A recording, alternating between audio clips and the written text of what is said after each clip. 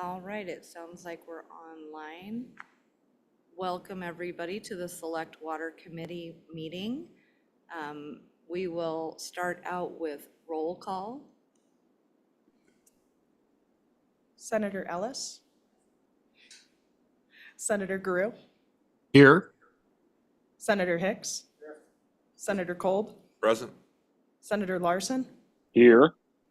Representative Conrad. I do see him. We Representative can Conrad. see him, but not hear him. Okay. Got a thumbs up. All right. Representative Crago. Here. Representative Larson. Here. Representative Nyman. Here. Representative Yin. Excused. Vice Chair Summers. Here. Chairwoman Steinmetz. Here. Madam Chair, you have a quorum. Thank you very much, Eve. I'm going to ask Representative Nyman to lead us in a prayer, and Representative Summers will lead us in the pledge afterward. All right. Our gracious Heavenly Father, we're thankful to be able to have the prayers of the state of Oklahoma. Father, we ask that you bless this. Understand the issues and how to be able to conduct affairs. Guide us and direct us with us all.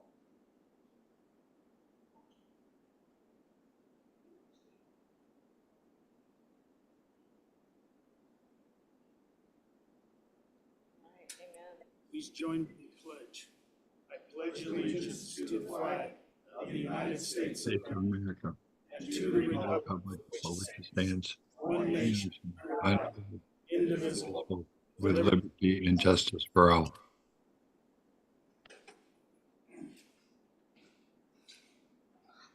All right, thanks everyone. We have a lot of important topics today. I just want to remind everyone that none of them are personal by any nature. They're just policy decisions, and we're moving forward with what we believe is best for the state. So as we enter into these debates, we want to make sure we keep everything professional and courteous. Welcome to our Water Development Commissioners here in the row. Thanks for being with us. We know you put in a day yesterday, so thank you for your service. And for those of you going off, we appreciate you and thank you for your service to the state. I also want to mention that with our committee as well. This is our last meeting of this year, and we know some aren't returning. Some may not be returning to this committee as well. So thank you to all who have been serving in this important role. And Eve, I do see Representative Yin has joined us online, if our record could reflect that. And Senator Boner, welcome. We're glad to have you as listening in and giving some public comment today as well. So Speaker Summers, I know this is your last meeting. Are there any remarks you'd like to make? Madam Chairman, thank you. Just it's been a great honor to serve the state and my constituents, and I just appreciate that a lot. So thank you. Well, thank you. We appreciate all the time you've put into serving the state. All right. With that, we'll get right into our agenda.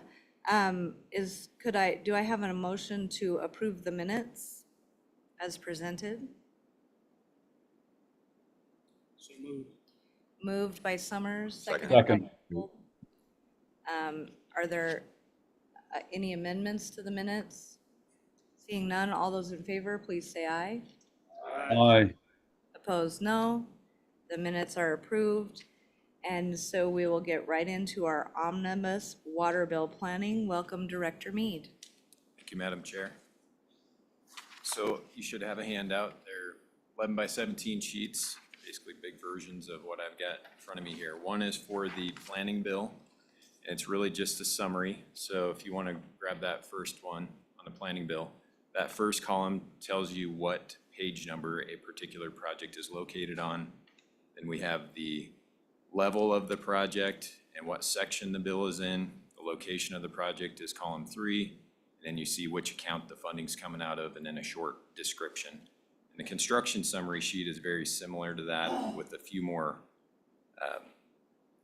columns, but really what my plan today is, I think everybody's familiar with how our omnibus water bill are laid out.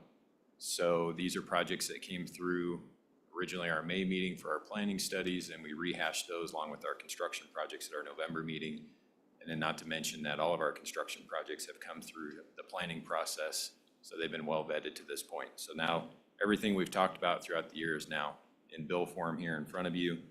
So my plan is I'm gonna go through the planning bill in its entirety because it's very short. The construction bill, I'm gonna hit on those things that are somewhat unique. I'll go through the general layout, but I'm not gonna go through page by page. And then if you wanna pull something out, I have a particular question that I don't cover, feel free to bring that up. We can cover that. So we'll start with the planning bill. So on page 1 of the planning bill, we have what we normally see, which is our introductory paragraph, starting on line 1. So we're authorizing level 1 and level 2 studies. We're providing appropriations for those studies. We're providing reversion dates for unexpended funds, and then providing effective date for the entire bill. So moving on to page 2 is where we get into our level 1 reconnaissance studies under new development or account 1. Again, that first paragraph on page 2 just talks about sums of money are appropriated from account 1, which was set up by the particular statute mentioned there.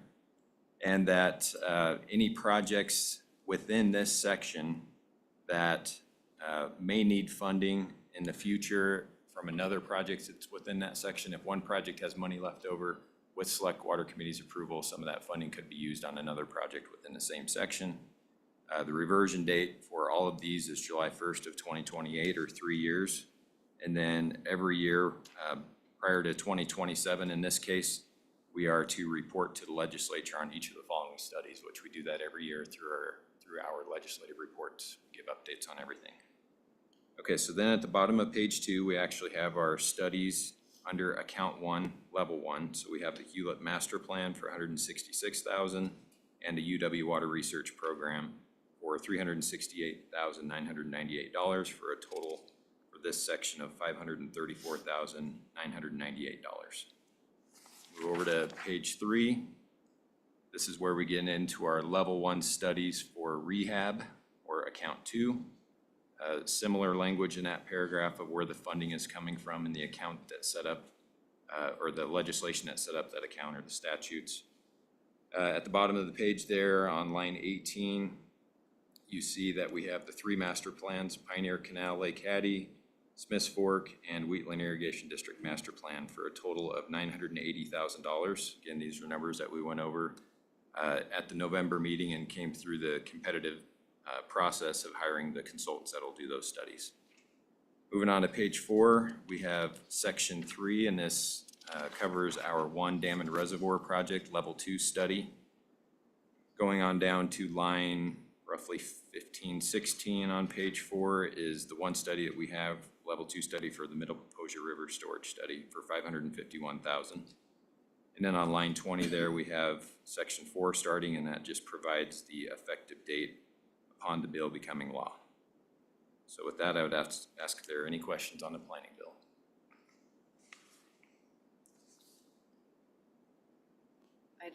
I think you might have gotten off easy on this one, but the next one might not be so easy, so. All right, any questions, committee? All right, I guess we will go on to public comment then if you have no further comments.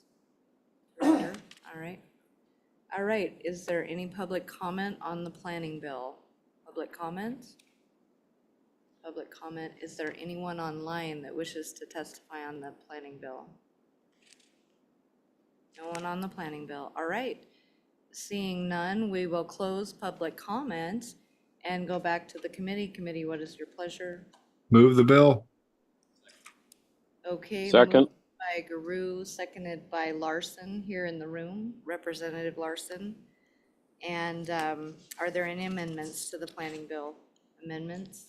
Seeing none, we will take a roll call vote. This is a roll call vote for 25 LSO 0451 Omnibus Water Bill Planning. Senator Ellis. Senator Guru. Here, yes, sorry, aye. It's Senator one of them. Nix. Senator Hicks. Senator Kolb. Aye. Senator Larson. Aye. Representative Conrad. Aye. Representative Crago. Representative Larson.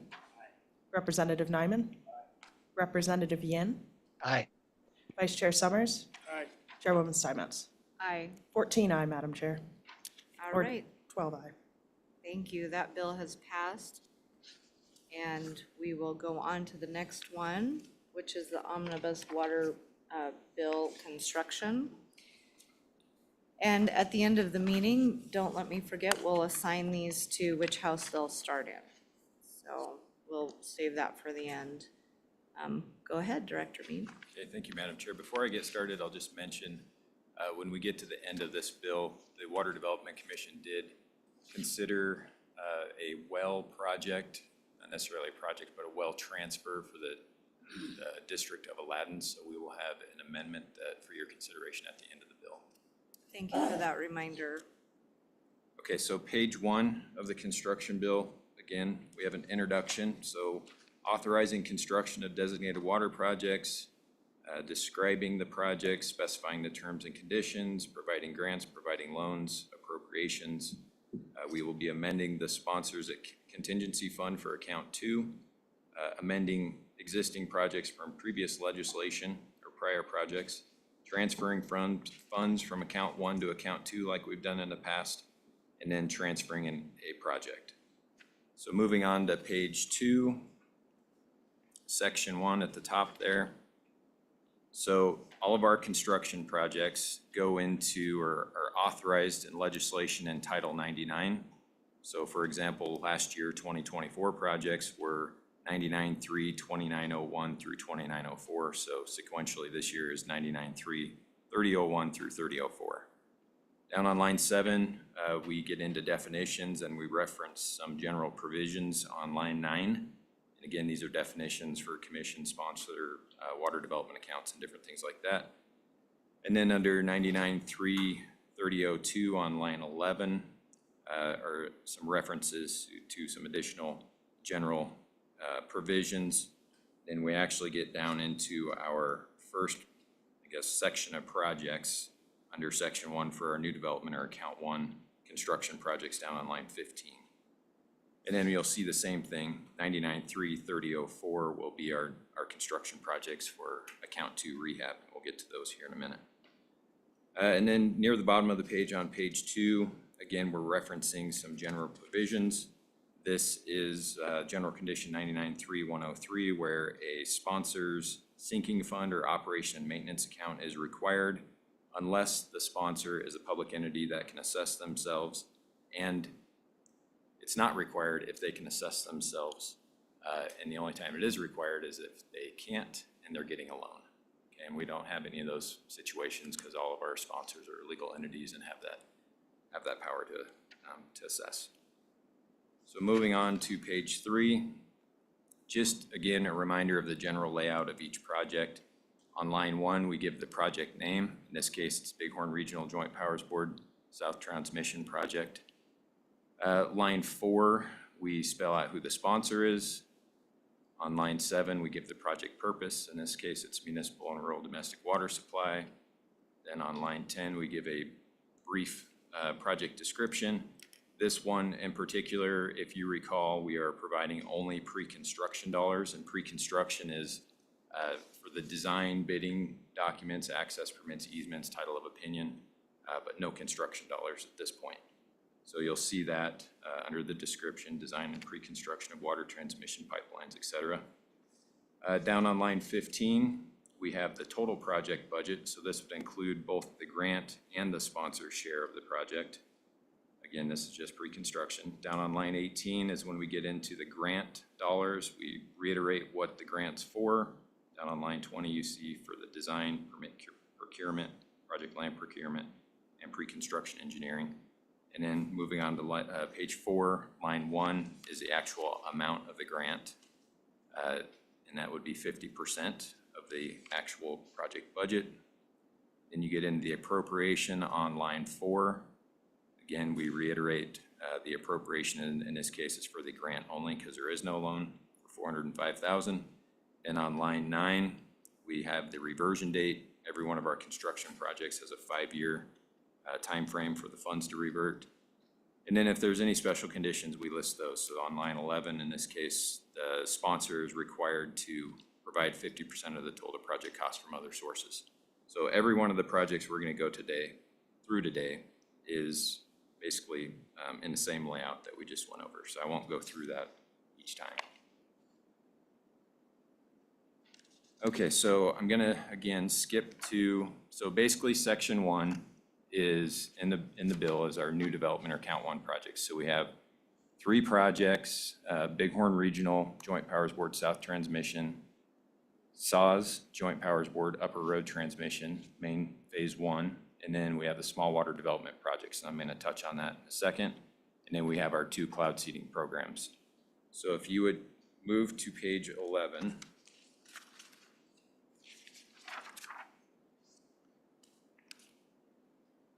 Okay, so in the past on small water projects, what we have done is the original legislation was from 2014, and we've just amended money into the old appropriation every year. So the way that would look if we were to do that again is, in the past, I think there's been roughly $10 million spent.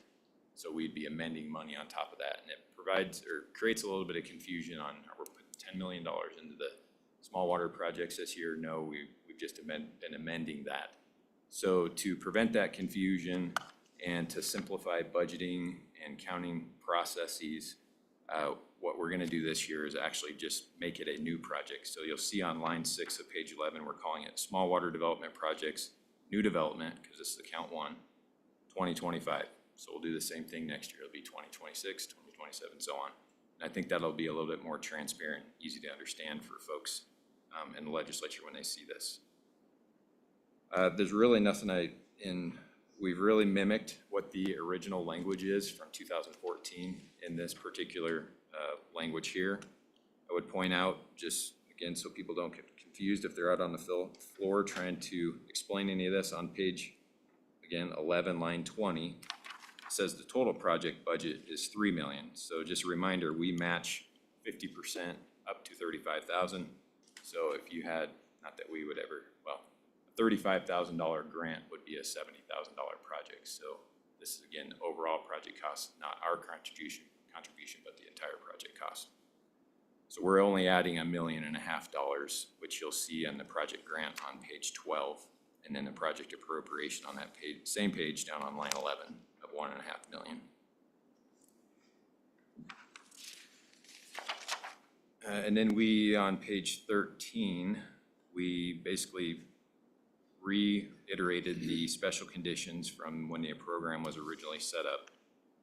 The commission may grant 50%, looking at line 3.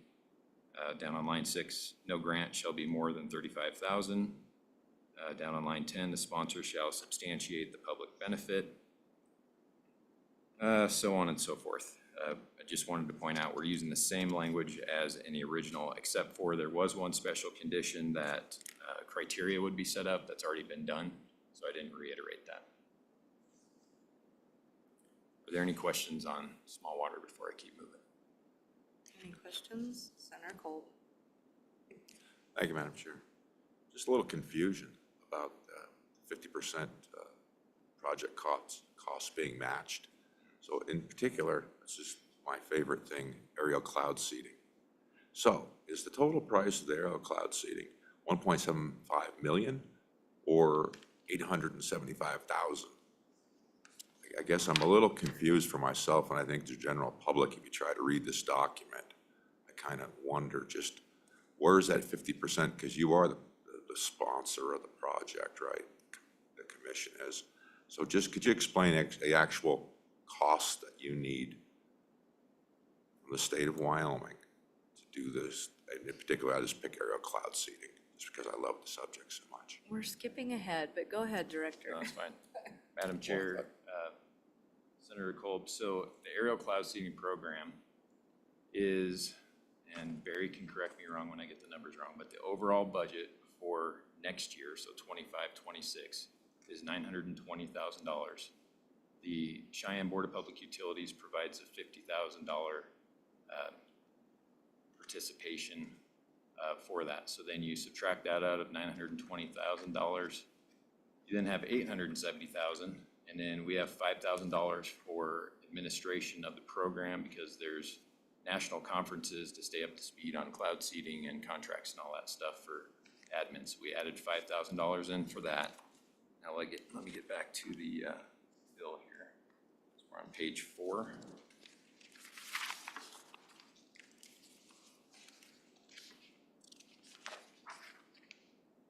So actually go to page 5, line 6. So the total project budget, again, this is everything it's gonna cost to do it, is $925,000. And you go down to line 11, and the appropriation we're asking for is the $875,000.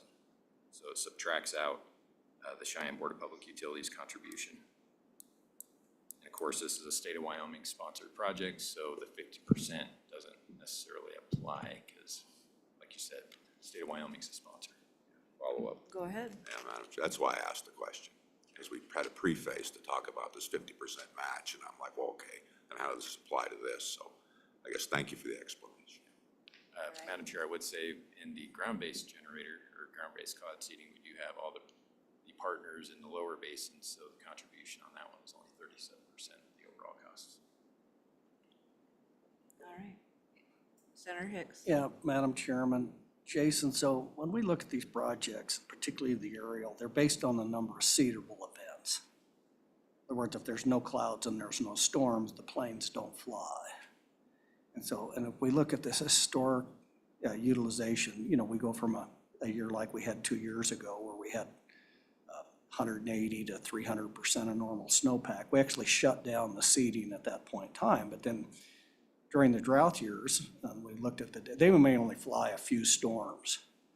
So what happens to those funds that are appropriated? Do those revert back and we recapture those? Because the cost associated with administering, particularly the airborne program, is based on how many flights the plane makes. Is probably the single biggest expenditure. It's not the same every year because those planes only fly when there's a seedable event. And when we go into these drought cycles, like we're going into now, statewide 60 to 70% snowpack versus 2 years ago where the entire state was over. What happens to the money? How come we never see I don't remember seeing any reversions from this program back into the count. Not to say that it didn't happen. I just don't remember ever seeing those. And so this budget is predicated on the maximum number of events historically that have we seeded or what? All right, it looks like you phoned a friend. Welcome, Barry. Madam Chair, and Senator Hicks, let me tell you, the 875 that's being requested here, obviously that's less the 50,000 from the Cheyenne Board of Public Utilities. But we have a contract with Weather Modification International out of Fargo, North Dakota.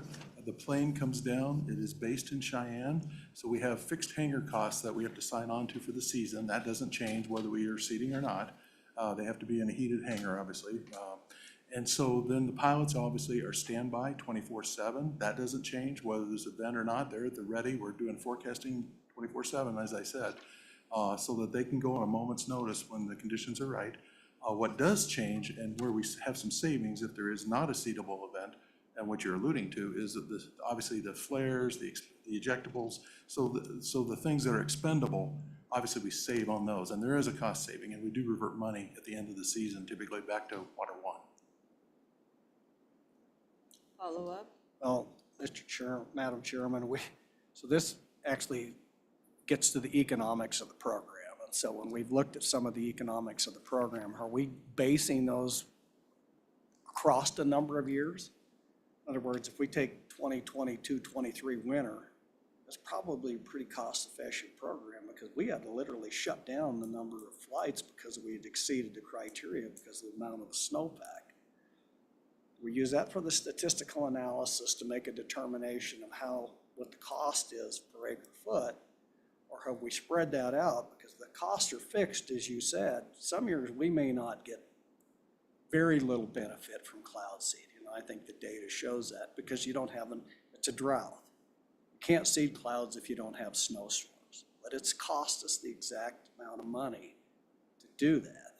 So when we run the economic analysis on this, have we done this across a number of years to capture that variability? Or we just run in individual years? Because that could change, literally it could double the cost of that water on a drought year versus a very wet number of years. So what are we doing with that analysis to come up with that cost per acre foot? Go ahead. Madam Chair, Senator Hicks, and you asked a really good question. I think you know that we did do a study appropriated by the legislature. We had the National Center for Atmospheric Research look at the years of annual cloud seeding that we did. Operationally, they looked at 4 years. There was only 1 year due to budgetary issues. There was only 1 year that they can robustly model and so forth. And we have those numbers, and we presented that, if you remember, almost a year ago to the commission, Select Water and Casper. Presented those numbers. You're looking at approximately 7 dozen additional acre feet was the medium. And then looking and putting that against the cost of the aircraft and the hangars, everything you're talking about, the operational costs of the folks, the numbers ranged. If you remember, we were looking somewhere between $56 acre foot up to $124 per acre foot, with a medium of about $81 per acre foot. But we have not, to answer your question specifically, over all the years, we didn't have the budget to look at every single year. It is a long-term water management strategy. It's not, look at single year. And obviously, the conditions when you go into it, soil moisture and all the other factors are going to play a big part on, bang for the buck each year is going to be different. But you look at it as a long-term strategy. And that's why the other states, Colorado, Utah, Idaho, are very invested in the strategy. Madam Chair, so the study that we just did not too long ago looked at one individual year and the costs associated with that year and the flights, I guess, for that year. For that year and the cost for that year. All right, Senator Cole. Yeah, thank you, Madam Chair. So I think maybe another way of asking this question, a similar end, would be say what has been our year-over-year reversion, if any, back to the fund because we didn't expend the monies because we couldn't cloud seed. I think that would get to the point maybe more than, at least that would be one metric we could use to understand the utilization efficiency. I mean, so do you have those numbers? Barry, go ahead. Madam Chair and Senator Kolb, certainly we would consult with David Ray, our fiscal Chief Financial Officer. You would have those numbers, but I can tell you every year there's some reverted. It's a small amount some years, other years it could be up to $100,000. And I maybe ask a follow-up, Barry, Go ahead. there's never been years we haven't cloud seeded. So I don't know what the kind of range is. I don't know if you have that off the top of your head of seeding events. Right, Madam Chair and Director. It can vary. Obviously, seedable events with airborne 20 to 30 events would not be atypical at all. Missions, and remember, they'll fly, they'll go over to Sierra Madres if the conditions are right there. If they're not finding, super cool liquid water and the conditions aren't right, they can go to a different track on the med boats and so forth. But they're constantly looking at that. Flights are about 4 or 5 hours each, and then they have to come back to Cheyenne and refuel and so forth. All right, thank you, Barry. Are there any further questions? Seeing, go ahead, Senator Hicks. Madam Chairman, with the contract we have with the contractor, obviously there's always inflationary costs and stuff. Is that a 1-year renewable contract? So every year we can expect to see this to increase based on their expenditures. Costs more to do business every year. Madam Chair and Senator Hicks, obviously, yes. I mean, there's new rate sheets every year, but it's an annual contract. So what kind of inflationary numbers have we seen year over year for, say, the last 3 years? If it was 850 last year, it's 875 this year. As a percentage, do we know what that inflationary numbers have been? Madam Chair, Senator Hicks, so in 2022-23, it was a little less than 125,000. 23-24, it was again about 825,000. 24-25, which is the year we're in now, at 875,000. So it stayed the same, then jumped about 25,000, and it's jumped roughly 45,000 last year to this year. This year to next year. All right. Do you have a follow-up, or are you done?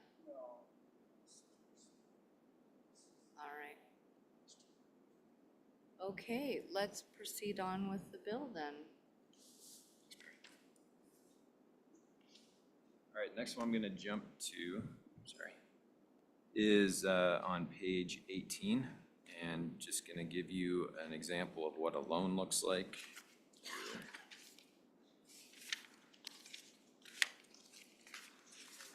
Page 18. So this is the Cottonwood Irrigation District pipeline. I'm actually gonna move you over to page 19. So on this particular project, they did request a loan in the amount of $47,000, and the loan is for the design, so I'm on line 12. The loan is actually for design, permit procurement, and project land procurement. So they received, or they're actually going after Water Smart funds for this project. They don't want to hold the design up while they're waiting for the Water Smart funds. Hopefully they'll get them. So the $47,000 is 4.26% of the overall project cost or project budget, which is 1.102 million.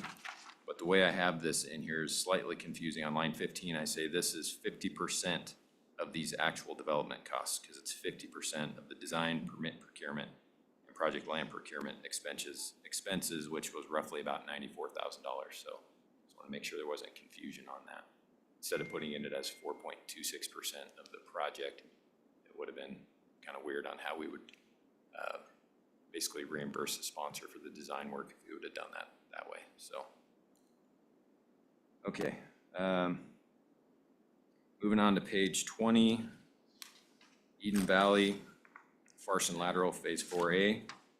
Just wanted to point out here that this is a construction-only project. They have NRCS funds, and the NRCS covers all engineering, both design and construction management. So you'll see on line 18, the description just says construction of pipelines. So the funding is just for the construction.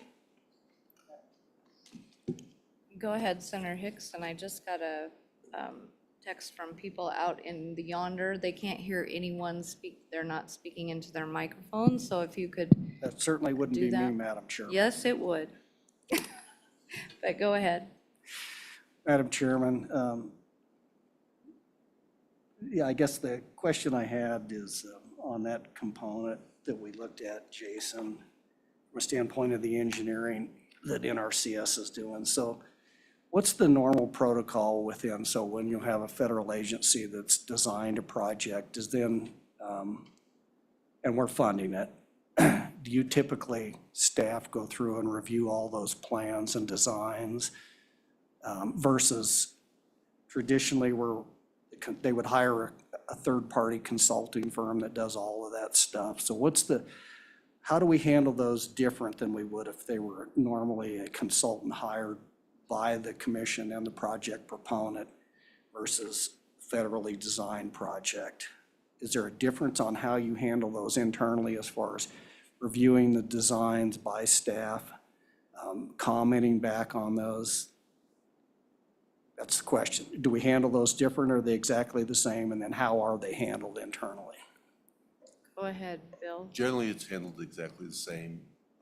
I'd say the only difference is our standard procedure is we review at 10, 50, and 90% of the plans. The feds tend to do 30, 60, 90. So we mimic their 30, 60, 90 review, but we stay involved. We do review those plans with them, look for cost savings, everything we would normally do with a normal project. Madam Chair, and if I'm not mistaken, contractor or consultant is still hired. The NRCS doesn't do the designs necessarily on Eden Valley, Farson Lateral. It can be 50-50. Yeah. We've seen that NRCS actually does the design, and we've seen that they've contracted it out, but our project managers stay involved. So describe to me what the context of involved means. Go ahead. I don't know what that means. Okay. Involved in actually reviewing and commenting on the designs, or just making sure the designs meet the criteria. So if you can just expand upon that discussion a little bit, please. Sure. Ed Chairman, Senator, they actually go through page by page, reviewing the plans, reviewing specs, looking that things are falling within what is eligible for our program, looking for cost savings if there's things they think that could be slightly done different, and asking those questions. Generally, we can't direct them how to do things, the same as we can't direct other engineers. However, we question them on if things could be looked at differently, lined differently, moved. So it is a very similar process that we do with all of our projects, that the project managers review all of those plans and specs. And that's the reason we have engineers and not accountants paying bills. All right.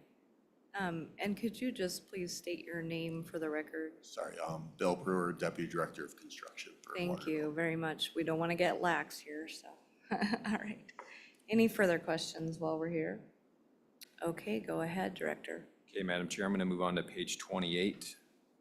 This is the Sidon Irrigation District Canal Crossing 2025.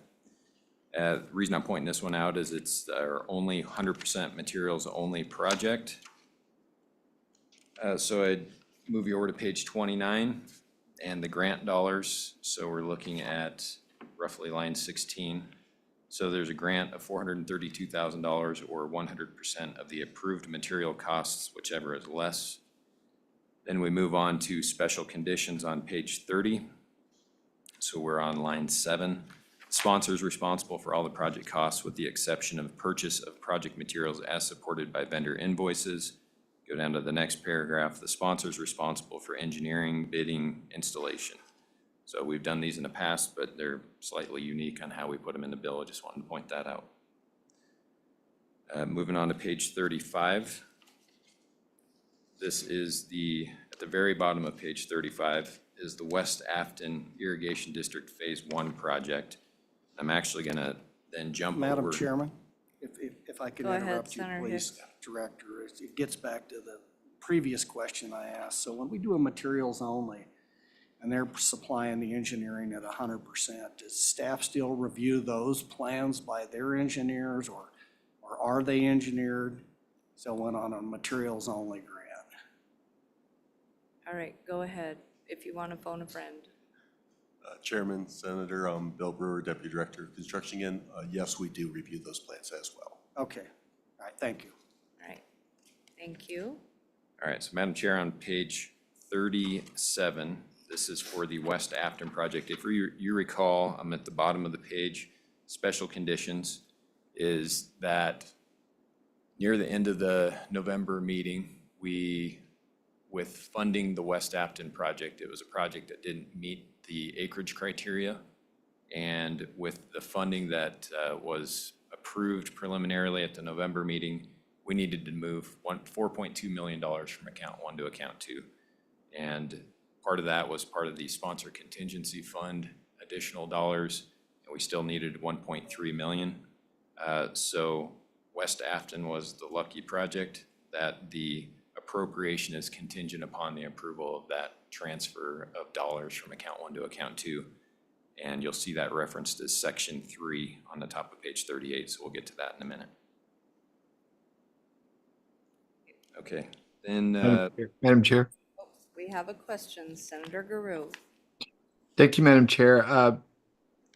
Jason, the difference on the acreage amount was not great, was it, as I recall? Madam Chair, Senator Grew, if my memory serves me, it was like 960 or 970 acres versus 1,000 acres in our criteria, so it was very close. So de minimis amount. Thank you very much. Thank you, Madam Chair. All right, and yes, Representative Summers. Madam Chairman, thank you. And Jason, just remind me, how much we had in that account. I think as we switched that 1.3 out, that left us how much in Water 1? Overall, with everything that's in the planning bill and the construction bill, there's just under $20 million left in account 1. It's like 19,962,000 something. Right, thank you. Which will be for next year, Next year, yeah. correct? Yep. Yep, all right. Go on ahead. Okay, Madam Chair, moving on to page 40. This is where we start our amendments to prior projects. So at the top of the page, section 2, All of these are previous Title 99 statutes that we're going in and amending. So this is just the list of the statutes associated with each one of the projects. They're in chronological order per statute. So you've got Account 1 and Account 2 projects kind of mixed together here. The first one I'll talk about would be on the same page, Sponsors Contingency Fund. If you recall, 2.9 million was what we were going to add to that Sponsors Contingency Fund. The one thing as we were going through this that I noticed moving over to, kind of on the bottom of page 40, moving on or spilling over onto page 41. So it talks about loans under the Sponsors Contingency Fund. And the way it reads is we basically can provide loan funds up to 33% loan. And because we just in the last 2 years, we've changed to 50% grant. Last year, we didn't have any loans. This year, we do have some loans. So if in the future, we would ever need to provide some sponsor contingency funds to a project, we'd need to be able to go up to a 50% loan. So that's on page 41 at the top. I changed 33% to 50% to effectuate that. All right. The other thing I would mention then is on section 3. So I'm moving on to page 53.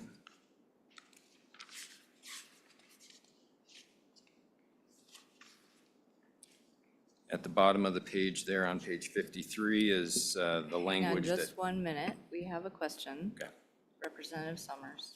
So Madam Chairman, thank you. And I'd like to go back to the Alkali Creek Reservoir Project on page 44. And we changed that from a 2025 to a 2027. I talked to you, briefly beforehand, but I'm really concerned that this project, it doesn't matter how much time we give it. And it's still not going to get done because of the personalities that are involved there. And so we're holding up $59 million, frankly, that could be used on the La Prelle Dam really soon, probably. And it's going to need it likely. So I'm really curious in your honest opinion about what you believe can or can't happen there with those personalities and whether a deal can be cut or not. Go ahead. Madam Chair, Representative Summers, I can't predict exactly what will happen, but I do think that the district has some more ideas to present to the landowners along the Anita Ditch. That could be something they're interested in. I know for the past year or so that, from the first round of mediation, the general consensus was that they could put the Anita Ditch into a pipe. That would satisfy a lot of folks and benefit a lot of folks. But as the engineers looked at that, that's a $30+ million project. We've discussed that. Not sure there's the appetite to add that much additional funding to it. So at that point, we're kind of back to the drawing board. We know the nuclear option is not an option that anybody is interested in. So, I think it gets back to management of the Anita Ditch and some things that the Anita Ditch Company and the Millwood Watershed Improvement District are willing to discuss in regards to that management that might be appealing to some of these folks. So they have intentions, have reached out to at least one landowner already again to start up mediation, or if not mediation, just to have some conversations about it. So I think there's potential. It's hard to know until we have those discussions, but I know that the district feels strongly that this reservoir project will have great benefits for the area, and we'll do whatever it takes to try to keep this thing moving forward. Madam Chairman. Go ahead. Madam Chairman, thank you. I do have sorry about that. Yeah, I do have a question. So let's, and I know this is these are policy decisions, but so of the 59 million, is any needed for the continuation of the present project? In other words, I would assume there would be part of that 59 million would be needed, for example, if there was an agreement for a purchase of easement, right? And that sort of thing. So I've wondered about the idea of, well, give folks the 2 years, take away the money, give that to La Prelle, but keep the project going. And if they actually do cut a deal and come back to the legislature and ask for the money, So, but what I'm wondering is, does there need to be a certain amount of money left in that account for things that are unexpected? Madam Chair, Representative Summers, so part of the 49 or 59 million has already actually been expended on easements and land acquisition to date. I don't have a specific number right now of, assessment values on the easements that still need to be gained or acquired, plus any negotiations that might occur to actually acquire those and the actual cost of that. I could probably ask some folks here in the room to maybe try to put a number to that, what's been spent so far and what might be needed of that 59 million to keep those conversations happening. That would be outside the final design and construction of the project. If you'd like, I can get that moving while we're continuing to talk. Madam Chairman? Madam Chairman, thank you. I guess I would. I don't know what the feeling of this committee is, but somehow this needs to get pushed along, or it needs to have, an end date. In, 2 years, we could bump it another 2 years. I don't mind that, but I hate holding up the money when we need to build another dam in another area because of an emergency. And so that's my concern, is holding this money up. I don't know how much money is available in the 59 million. So for example, if 20 is used up, is there 39 million that the legislature could shift if they so chose to? So that would be my question, is how much money is obligated and how much money may need to be obligated in the near future within that 2-year period that we've given in this amendment? Yeah, and if you need to take a little time to get that, we can always circle back around to this when we're working the bill, if that would be helpful. My other question would be, to follow up on that, is how much, even just a ballpark number of extra will be needed, because we know the 59 million won't satisfy this project now. So what are we looking at? When we come back, it might be, however much they've used of the 59 million plus whatever we would need to add to that. Do we have a ballpark on that as well? Madam Chair, if my memory serves me right, we were looking around the $80 million range at this point.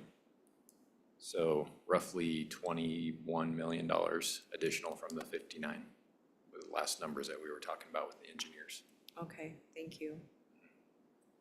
Any further? Senator Kolb. Thank you, Madam Chair. And Director, I think it'd be very beneficial, certainly for myself and others, I believe, that I would certainly like to see how much money has been expended. We got a total project cost that has no connection to really reality when it comes to what we've already expended and what's left, which probably plays into the next question of the completion of the project cost.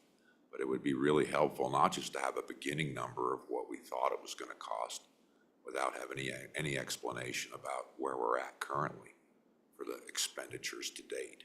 So I would find that very helpful. I guess, what's your thoughts on that, Director?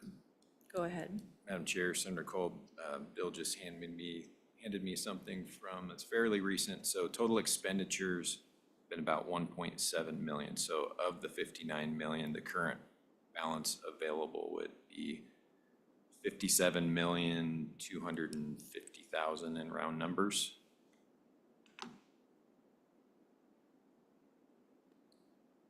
Madam Chairman. Go ahead, Representative Summers. Madam Chairman, and you may not know this number, but it'd be interesting to know. And with that 1.7 million, that's secured, what percentage of the easements that need to be secured by land amount? Yeah, Madam Chair, I know we have those numbers. I don't know exactly where in my stack to grab it out of, but perhaps It I looks could like have you somebody could throw phone me a that friend. from I the see back someone row. in the audience. Come on up if someone has the answer to that question.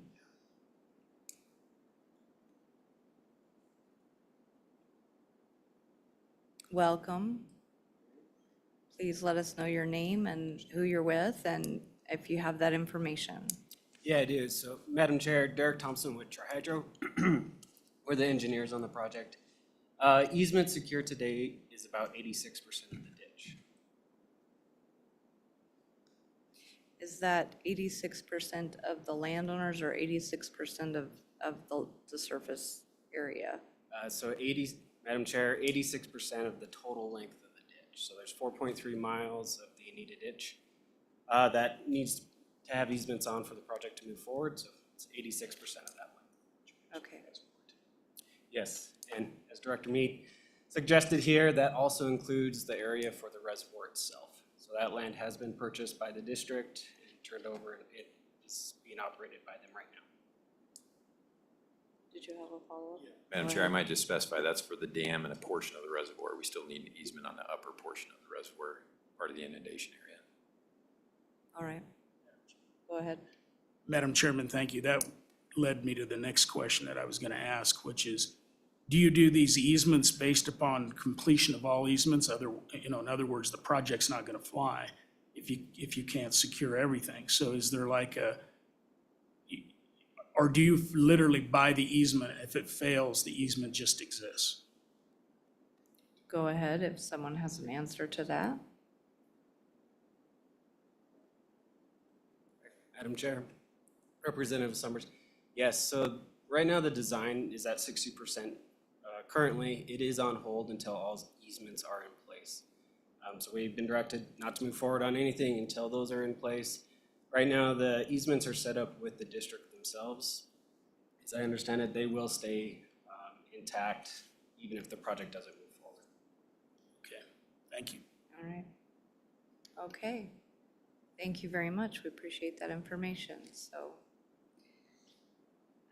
we'll go ahead and keep moving through the bill. Oh, Senator Hicks has a question. Madam Chairman, and so Talk into your microphone, please. just one point, I'm probably okay with the extension, but not for another 2 years.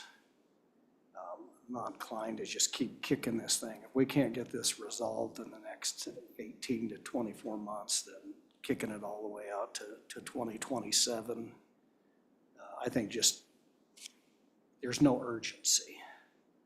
At this point in time, I think, given the financial demands that we have for things like the tunnels on the Goshen Tunnel, on the Perel Dam and stuff, but when I'm acutely cognizant of the fact that the longer you give people to make a decision, they tend to push it out to the very last day to make a decision.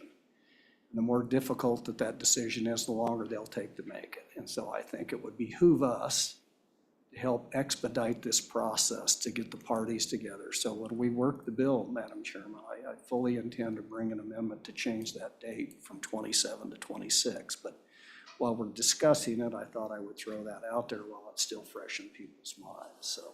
All right. Thank you, Senator Hicks. Any further questions? Seeing none, let's proceed on. Thank you very much for your information. Okay, thank you, Madam Chair. So back to page 40, I believe.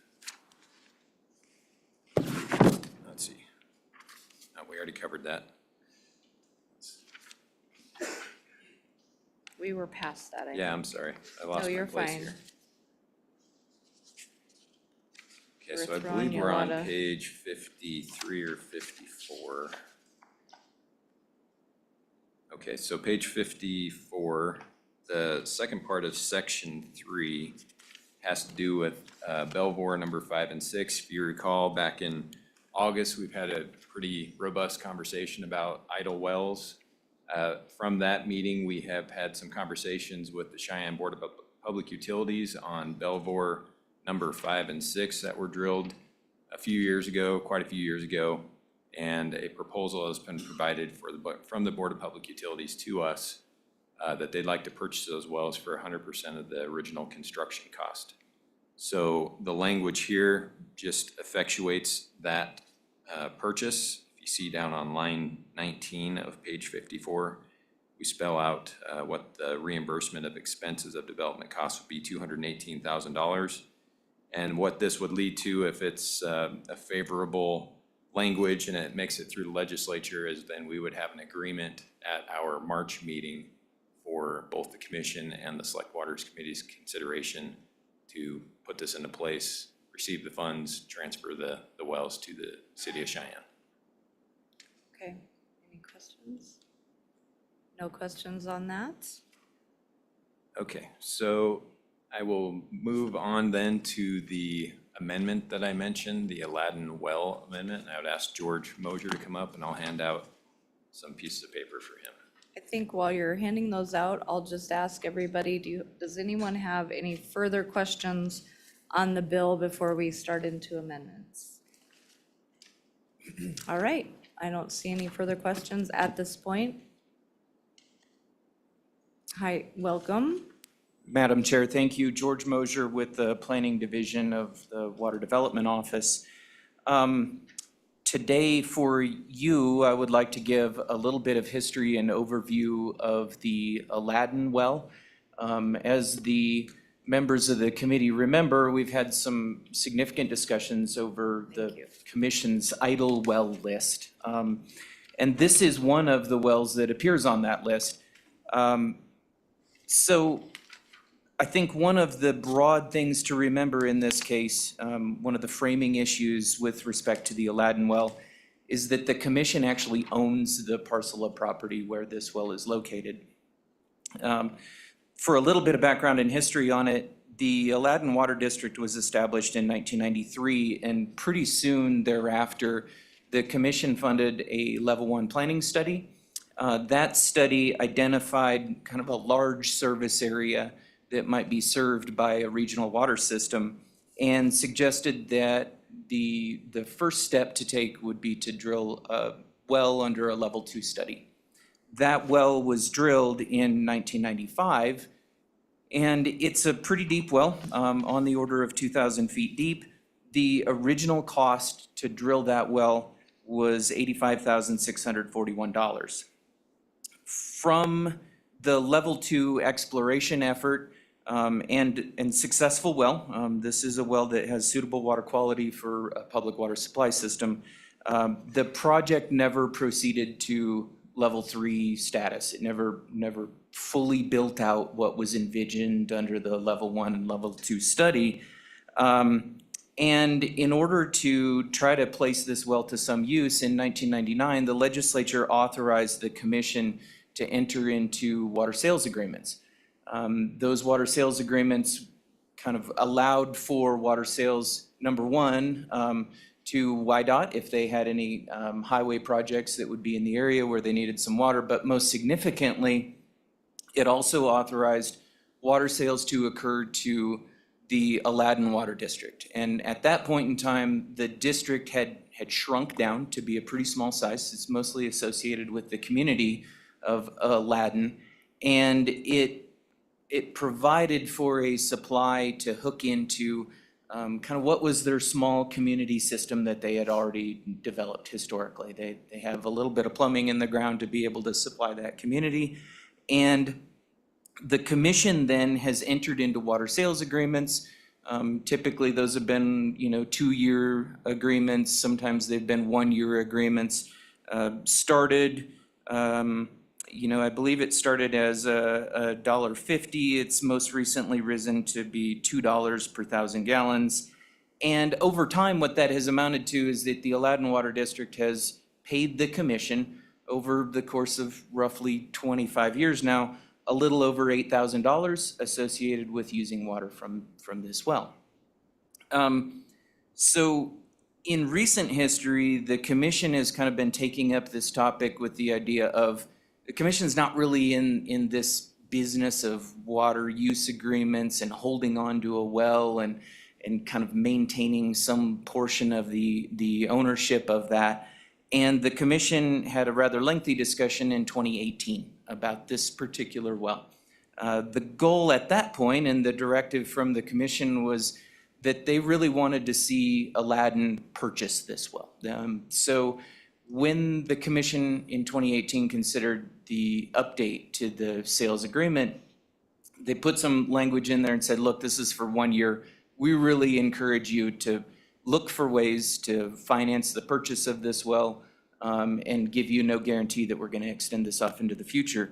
Nevertheless, that water sales agreement has been extended. It was extended in 2019, 2021, and 2023. So this this kind of revolves around the discussion that we've been having about what is the commission's responsibility ultimately for wells that the state funded, that sit out there that are either unused or unacquired by a sponsor, and really kind of came to a forefront for the office's perspective in 2020 because the EPA noted some deficiencies during a sanitary survey for this particular system. And notably, because the commission retains ownership of the parcel and they're sort of the owner of the well, the EPA listed the Water Development Commission as a party to the notice of deficiencies. At that point in time, Director Gebhardt, he made note to the EPA of the idea that the agreement places all of the burden associated with maintaining the system, having a pump and sort of routine cleaning and maintenance with the district, but the EPA was unconvinced of that and basically said that it was their position that the Water Development Commission was still in this.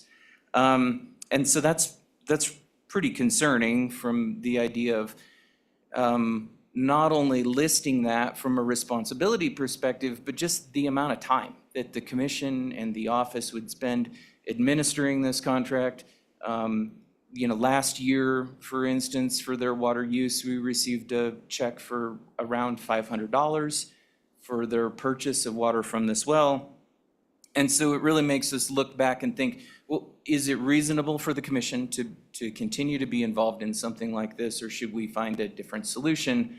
The office identified really 3 different ways to proceed forward. We presented those 3 different ideas for the commission's consideration yesterday.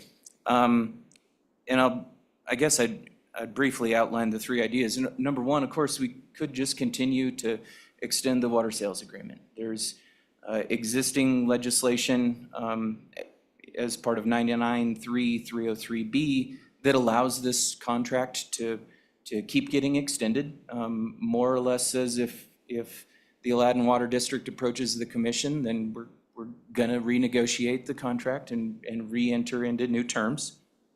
The second option, which is the one that the office was suggesting seems like the most reasonable way to proceed forward and achieve some final resolution with this, is to transfer the well to the Aladdin Water District for essentially minimal cost to effectuate the transfer, with the idea being that the district has paid some money over time to the commission.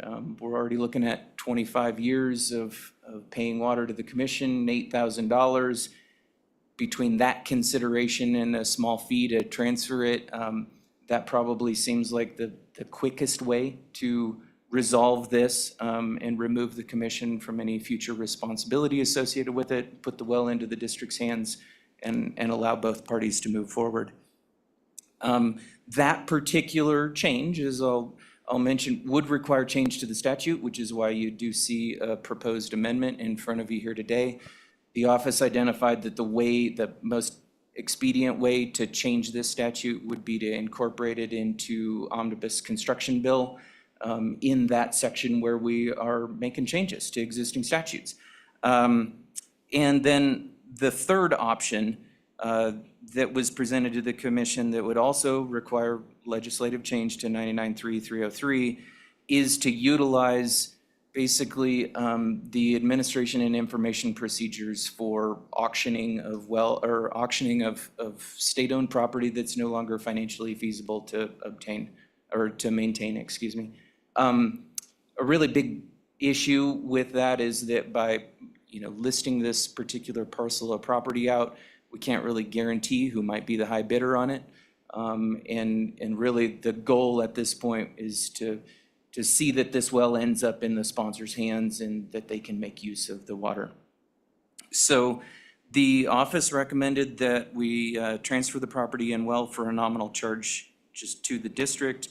We prepared for the commission's consideration the amendment that you see in front of you today, and the commission on their motion decided to adopt this amendment as part of their recommendation forward to this committee for consideration and including it in the omnibus construction bill. Madam Chair, if you'd like, I can step through the meat of the proposed amendment. Go ahead. Thank you, Madam Chair. Really, I think the biggest portion of this that you'll see is kind of halfway down where we talk about modifying 99.3.303.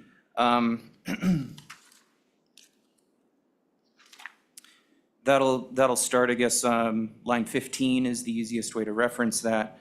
What we're attempting to do here is go into the legislation that was passed in 1999, re-describe the project purpose, change the project description to basically be authorization for the commission to transfer ownership of the project, and then develop some special conditions whereby the commission can actually transfer this. You have 2 sheets of paper in front of you today, and I thought for convenience, you'd like to be able to see what the existing statute looks like for 99.3.303. It has a number of conditions that kind of spell out how the commission is authorized to enter into these water sales agreements. And by this amendment, you'll see much later on, page 2 of the amendment, line 8, we are essentially proposing to strike all of that language.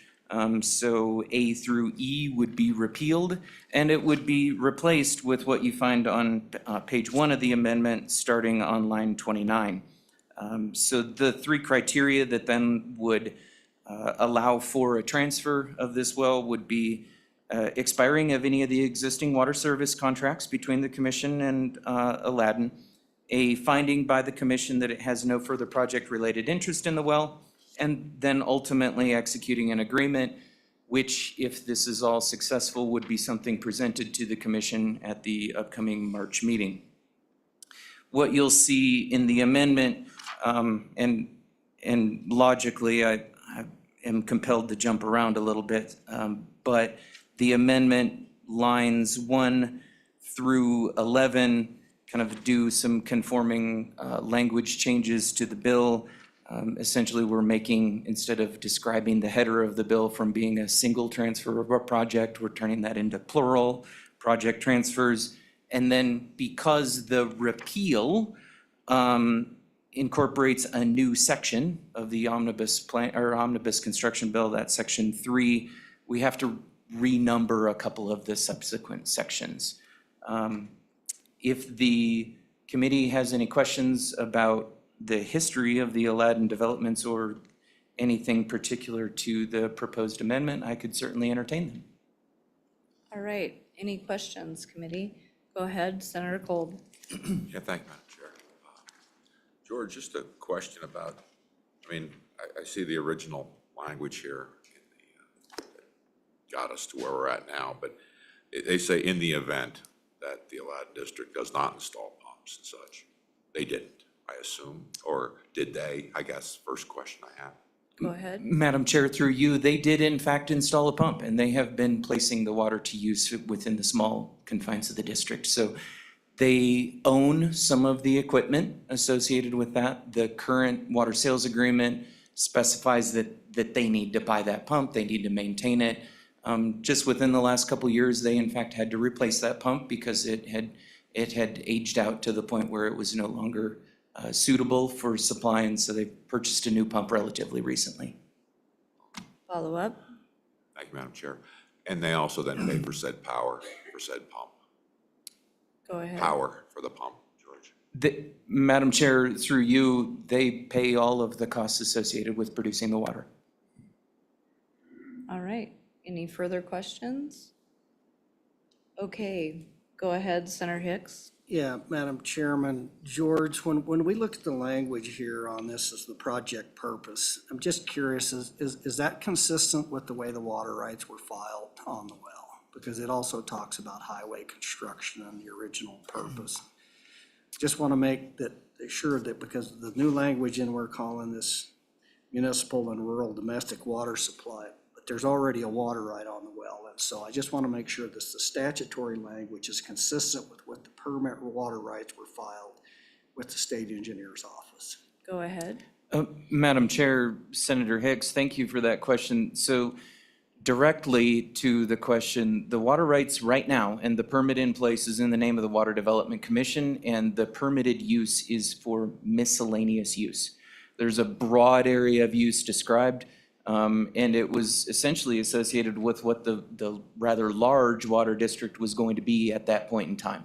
There will necessarily be permit cleanup work that we will have to do in order to effect this change. You know, the first thing I can think of right off the top of my head is that obviously we'll have to remove the Water Development Commission ultimately from the permit, and get the ultimate user listed on the permit.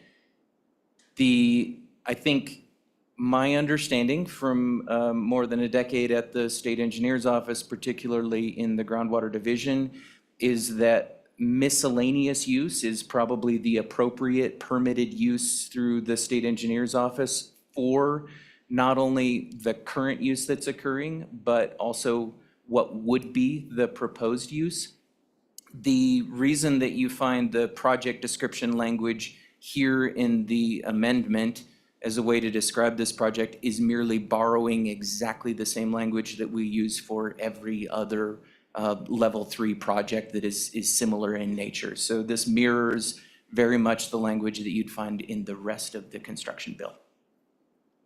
Yeah, thank you for that, George. That was interesting. I appreciate your discussion. It brings up a whole other issue of quite frankly, I'm very uncomfortable with the state engineer's office listing miscellaneous use and then determining that any use can be utilized for that well. If it's a municipal or domestic based on the beneficial use, that's what we should list it for. So that's a whole other discussion with another agency, but I find that conversation interesting, and we'll take that up with the state engineer's office, that we're just going to start labeling everything miscellaneous and then we can do whatever the heck we want with those water rights. I think that's not the intent of having that miscellaneous section in the beneficial use provisions of the water rights. But that's a discussion for another time, Madam Chairman, but it's a red flag to me. All right, thank you for that. That's a discussion for another time. So do you have anything further to say on the proposed amendment from your office?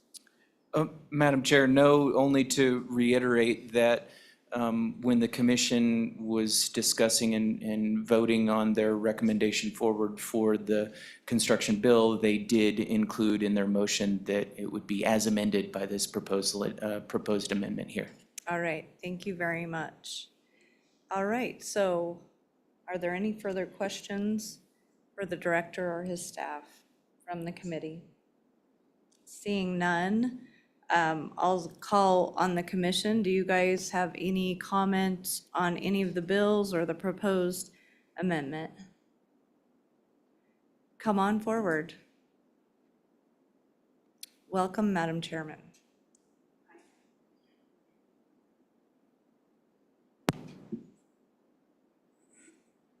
Okay, thank you. My name is Lisa Anselmi Dalton, and I'm the chair of the Water Commission. And I just wanted to say that, you know, we don't feel that we're in the business of owning lands. This has real estate, it's not very big, it's 20 by 20 or something like that, but we don't feel we're in that business. And we also don't feel that it's a good thing to have something that could be a liability and is essentially a negative asset. So that's why we voted for amendment number 2 and directed George. We agreed with George's amendment to the Omnibus water bill. So we'd ask for your favorable consideration of that. Thank you. Thank you for being here. Any questions for the chairman? Seeing none, thank you very much. Thank you. Thanks, Select Water. All right, we'll go on to public comment now. Is there any public comment? And this would also include if there are people wanting to comment on the Alkali Creek project, because that is included in the construction bill. So any public comment in the room? All right, go ahead.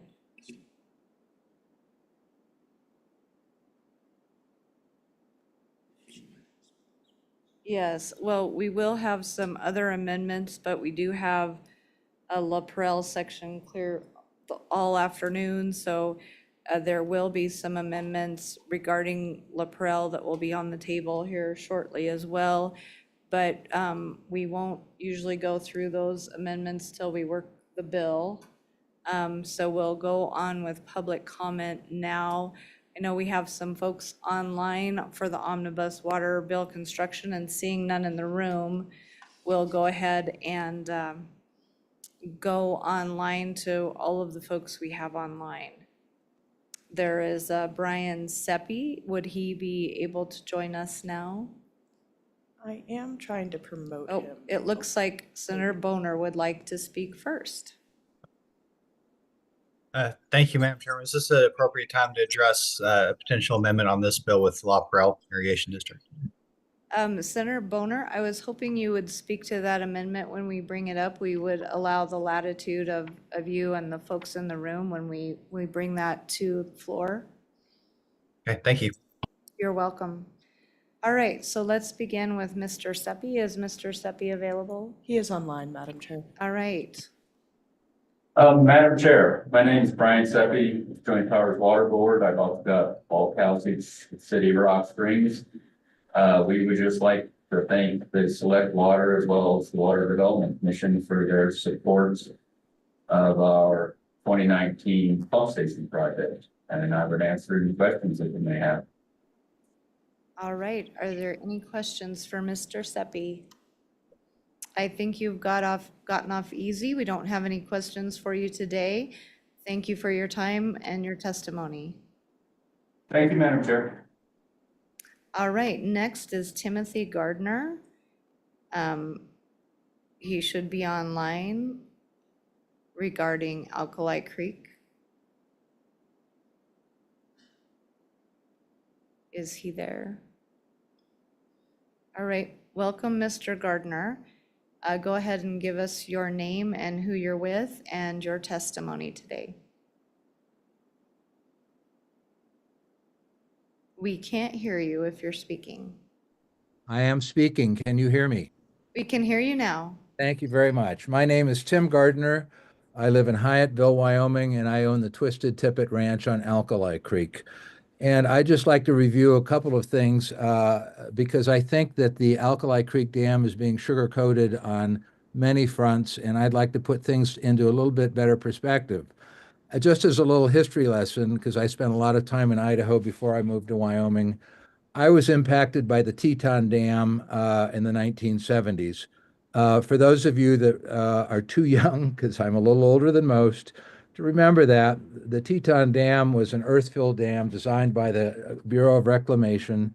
It was subject to complex underlying geology, and the Bureau of Reclamation moved forward thinking that they had a good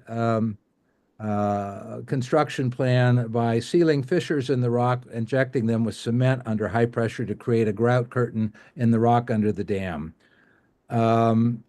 When the dam was under construction, the Bureau of Reclamation encountered a number of unexpected fissures in the underlying rock. This necessitated using twice as much grouting as originally budgeted, which blew their construction budget. The dam was opened and was filling up, and on June 5th of 1976, while the dam was being filled to capacity, the dam breached, causing damages of over $2 billion. Federal government paid out claims of $322 million. 11 people were dead. 16,000 livestock were killed. Thousands of homes were damaged. 80% of the existing structures and businesses were damaged for a span of 20 miles downstream. Tens of thousands of acres of fertile topsoil were stripped from the land that was impacted. The force of failure washed away riparian zones and damaged native trout population. Excessive sediment damaged stream habitat for 90 miles downstream, 90 miles. Even after the dam had failed, the Bureau engineers insisted that the grouting was appropriate. Obviously, things didn't work out as planned. I'll also point out the Fontenelle Dam. The Fontenelle is an earth dam built on the Green River, which you all are familiar with. Construction required an unusually large amount of grouting cracks in the underlying geology. The dams have suffered significant failure in 1965. Emergency releases from the dam flooded downstream properties, damaging. The dam continued to seep, leading to emergency drawdown, further downstream damage. The Anchor Dam, which you're familiar with, another dam in Wyoming's Bighorn Basin, whose price tag vastly exceeded its original construction budget, only to be deemed a failure when its local geology drained any attempted water storage. The Fiddleback Ranch Dam in eastern Idaho failed in 2019, washing out roads and flooding farmland and other low-lying areas. The Middle Piney Reservoir, the Middle Piney Dam, is plagued with problems including reservoir seepage and dam safety issues. The dam has been classified as a high-hazard structure due to potential loss of life and property damage in the event of failure. Possibly the most high-profile dam of all, Jackson Lake Dam. The Jackson Lake Dam, in recent studies, has been considered a high risk in the event of. Why do I point this out? Very simple. My ranch, the Twisted Tippet Ranch, lies approximately 1/2 mile downstream from the Alkali Creek, from the proposed dam embankment. Sponsors of this dam are asking me to put my property and my life savings at risk for their benefit. I find this unacceptable. Why should I be asked to accept the risk of a catastrophic dam failure for the benefit of so few people, 33 to be exact? Why should other downstream users be asked to bear the risk of structural failure, particularly when those people vastly outnumber the beneficiaries of this development? Everyone seems to be focused on the Anita Ditch pipeline at this point. I'm the only one concerned about the potential for dam failure in the event of heavy runoff or an earthquake or a microburst. Don't we remember the recent damages Mother Nature inflicted upon us in Red Lodge or Shell with recent microbursts? The reality is this project is of marginal benefit to the state as a whole, as it only benefits a handful of irrigators, 33 to be exact. History seems to be repeating itself with the proposed Alkali Dam. Initial estimated costs soared from $35 million to $113 million, an increase of 300% attributed to quote-unquote unexpected complex underlying geology and poor borrow material or embankment material. Due to these geologic surprises, the dam now requires grouting, where cement is injected into subterranean fissures under high pressure. Nobody knows how much grout will be needed until construction begins. Remember the Teton Dam. Remember how the Teton Dam grout busted its initial construction budget. Earth needed to make the dam, according to Jason Mead, is significantly weaker than we thought. That gives me some cause for nervousness, particularly where I'm immediately downstream from dam. The dam would impound 6,000 acres of water that would be used by 33 irrigators, or a subsidy of $3,400,000 per irrigator. Run the numbers. This project is costing the taxpayers millions of dollars, and what is your rate of return? What are the risks? Nobody is talking about the downstream risks. Everybody's focused on the Anita pipeline, and I think that's unfair. This is going to be paid for all, and it's only benefiting a few. It puts all the downstream users at risk. Remember the damage of the Teton Dam. It basically impacted people for 99 miles downstream. The Teton River flooded into the Snake River and did a multi-river riparian damage, which was totally unwarranted. This is being paid for by all, only benefiting a few. Be reminded that Wyoming sought but failed to get a federal grant on the part of the development. The Bureau of Reclamation rejected your request, according to Derek Thompson, because of concerns with the economics of this project.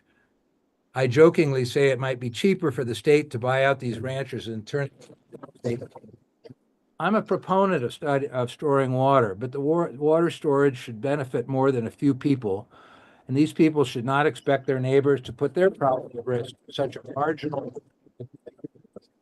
33 irrigation shareholders would be on the hook for $2.1 million or 3.6% of the actual development cost, whichever is less.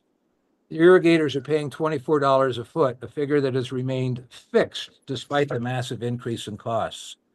The irrigators have not pledged to participate in any of the increased costs. Why not? They're the beneficiaries. Why do they expect Wyoming taxpayers to subsidize their entire shortfall? This whole business model was initially based on what irrigators said they could afford to pay. So the reality of this whole venture is a giant subsidy and not an economically viable business model. I was in the commercial real estate business for 40 years. We built apartments. We never looked at building apartments based on what somebody said they could afford to pay. We looked at building our apartments based on whether we could get a return on what the market conditions required. And if the market conditions could not pay to basically pay for our costs of insurance, operations, construction, we pulled the plug on any project that didn't meet the basic economic criteria. A $2.1 million equity down payment from the irrigators is in reality a loan to the irrigators or 100% financing. So to date, they have limited skin in the game. Wyoming taxpayers are funding 100% of the upfront costs. So since Wyoming's funding 100% of the costs, I'm going to ask you, what's the state's return on this investment? Can anybody give me that? Should the state prioritize water subsidies over crucial needs amid an ongoing budget crisis? The business model of what is contemplated here is so great. Why don't the impacted irrigators to participate in the increased cost? As David Hare wrote in the press once, he said, "This is paid for by all and only benefiting a few. It's typical ag welfare in the West." I'm going to quote Jason Mead, who I think is probably a pretty good guy. He said, "To move forward, we need to figure out the funding first." I was in the commercial real estate business, and I have some serious concerns about the stewardship of our resources and funding within the state. We have spent $1,700,000 to date purchasing land and purchasing easements for a project that may never, ever take place. The opportunity cost on that money today for the last years is $281,000 for the last 2 years. Had that money stayed in the state coffers, the state could have earned that money, that $281,000, just by putting those funds into a treasury-backed government money market fund.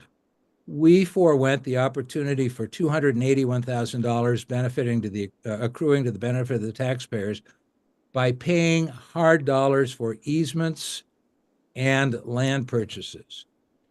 In the commercial real estate business, nobody would do that. We would use options.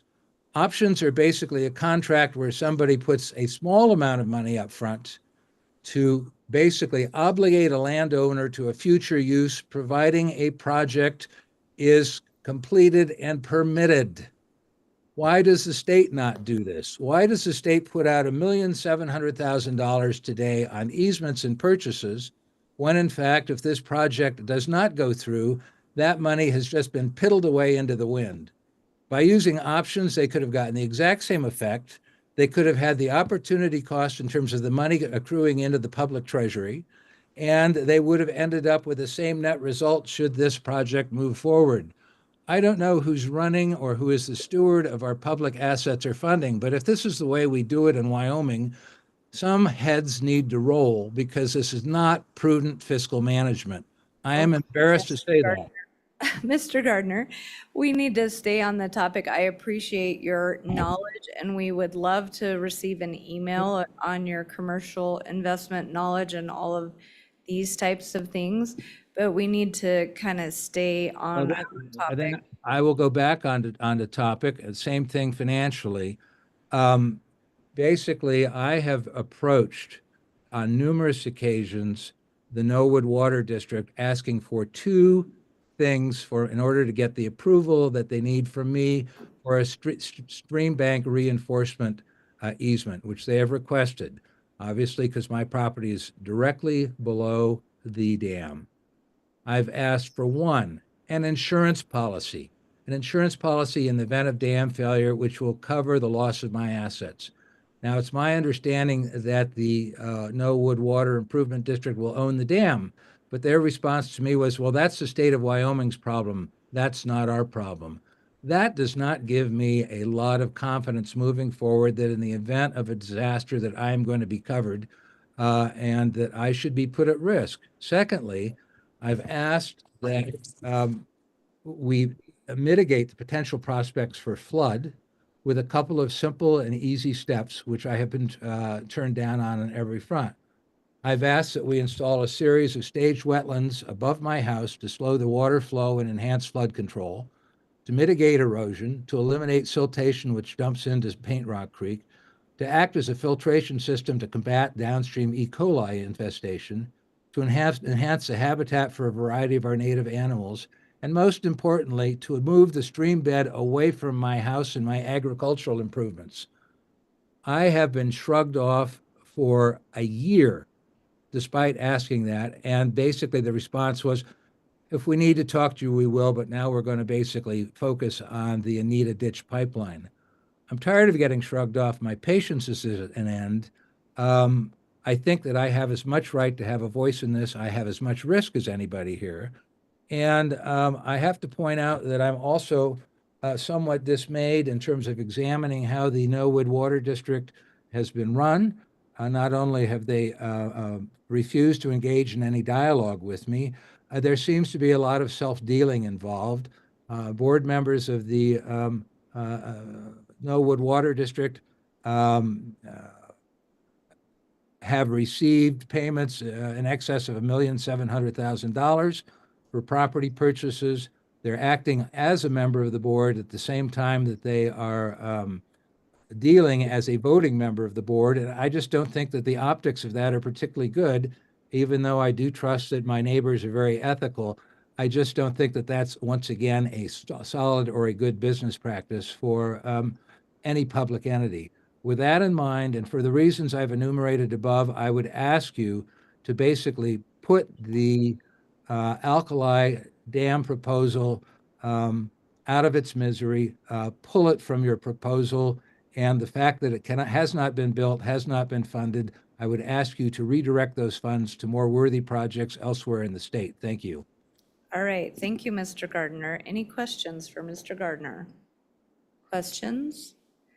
We don't have any questions for you at this time. Thank you for your time and your testimony. Thank you.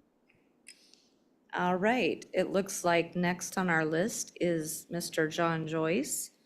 Would he happen to be with us online? Madam Chair, he is online, just muted at this moment. All right, Mr. Joyce, if you would like to join us and give us your testimony. Yes, Madam Chairman, or Chair, I had a question about the funding for the actual design work. If you do reduce the funds available, I'd like to keep in mind that if we do get the easements in place and receive the go-ahead for finishing up the design from Water Development Commission, that we have enough funds in there not only to procure the easements, but also to finish up the design so we can get out to bid on the thing. I didn't hear in your earlier discussion any consideration of the final design funding, so I wanted to get a clarification on that. Thank you, Mr. Joyce. I think Director Mead is working on some of those numbers. So we'll be taking a look at that a little later. Thank you. Thank you, Mr. Joyce. Next, I had Martin Mercer. Madam Chair, Martin Yes. Mercer is not online at this time. Okay, we'll go on to the next person. And neither is Therese O'Donnell. Therese O'Donnell. Okay, what about Issa Mercer? She is online, and I will promote her now. Okay, welcome, Miss Mercer. Go ahead and state your name, who you're with, and then give us your public comment. Can you hear us?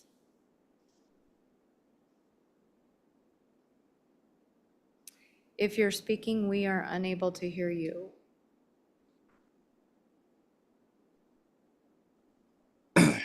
Madam Chairman, can you hear me now? Yes. Oh, and I apologize. I thought you were a female, but welcome, Mr. Mercer. Thank you. I wanted to join in on this meeting just as a representative of the Anita Ditch Company. And I was more just wanted to be an attendee of the meeting and be here to answer any questions that anybody might have about the Anita Ditch Company or its operations going forward in this project. All And right. I will ask the committee, do you have any questions for the Anita Ditch Company?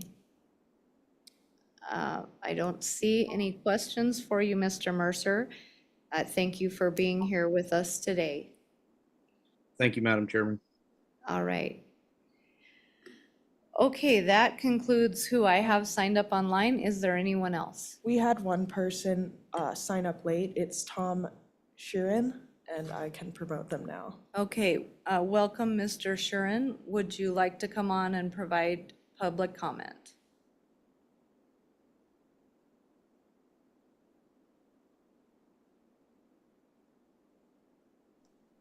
Can you hear me now? Yes, we can. Welcome to the Select Water Committee.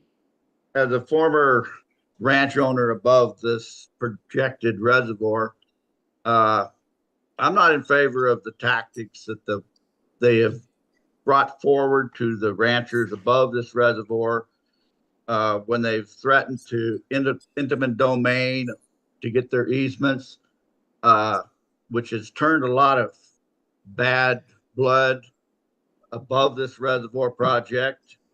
And I got about a half a mile now of land that the ditch goes through, and I don't plan on giving an easement because of their tactics, and also that the reservoir does not benefit one soul above this reservoir, which is probably a dozen ranchers. I don't know how many acres. I'm just not in favor of it. And with that, I don't plan on, without some very deep discussion, giving my easement to make this into a ditch bigger, or I would consider the pipeline. But as of right now, that's how I set. Thank you. Okay, we do have a question for you, Mr. Sharon. Okay. Madam Chairman, thank you. And just a question on purchasing, for example, your easement. Is your challenge with providing an easement the price tag that's been offered for the easement, or is it more philosophical difference of opinion? I know in a previous meeting, we talked about, is there a way, maybe to provide more money to garner these easements? Just curious what the hang up with you particularly would be on procuring that easement. Go ahead, Mr. Sharon. With the price tag is part of it. And then just the tactics they use to try to get this easement does not set with me very well, or the rest of the ranchers above this reservoir. But yeah, I've threw a proposal, a little bit of one out to them about raising the price of this easement because of the additional cost. They want supposedly $32 million for pipeline. Well, I threw out a number that I would be happy with and leave it in a ditch. And I have not had a return from anyone. All right. Are there any further questions? Seeing none, thank you very much for your time and testimony today. Thank you. All right. Eve, do we have anyone else? No, ma'am, that was the last one. Okay. So that is, we're done with public testimony online. Is there anyone in the room? Has anyone changed their mind? Okay, I think we are at 10 o'clock. I think we're gonna take a small break and then we'll come back onto the rest of the amendments and start working this bill. So we will close public testimony if, with the exception of Senator Boner, who is with us to speak about La Perel. And if we need to hear anything on these amendments, we'll have some flexibility there to do that. But for now, we'll take a 10-minute break.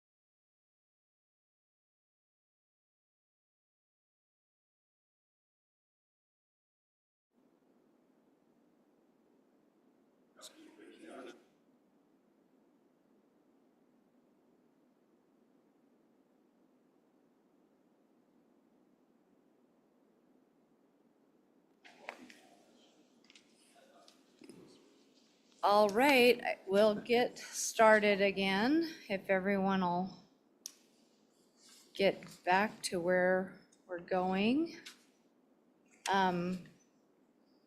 So just for clarity, I know it's unusual to do it this way, but without objection, I would like to deal with the amendment proposed by the office and the commission first regarding the proposed Aladdin well, the water supply project.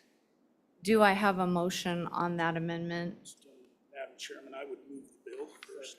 Oh, first of all, we'll move the bill. Thank you, Mr. Speaker. You're keeping us in line. So the bill's been moved by Representative Summers, seconded by Representative Nyman. So the bill is on the table, and then my previous remarks apply.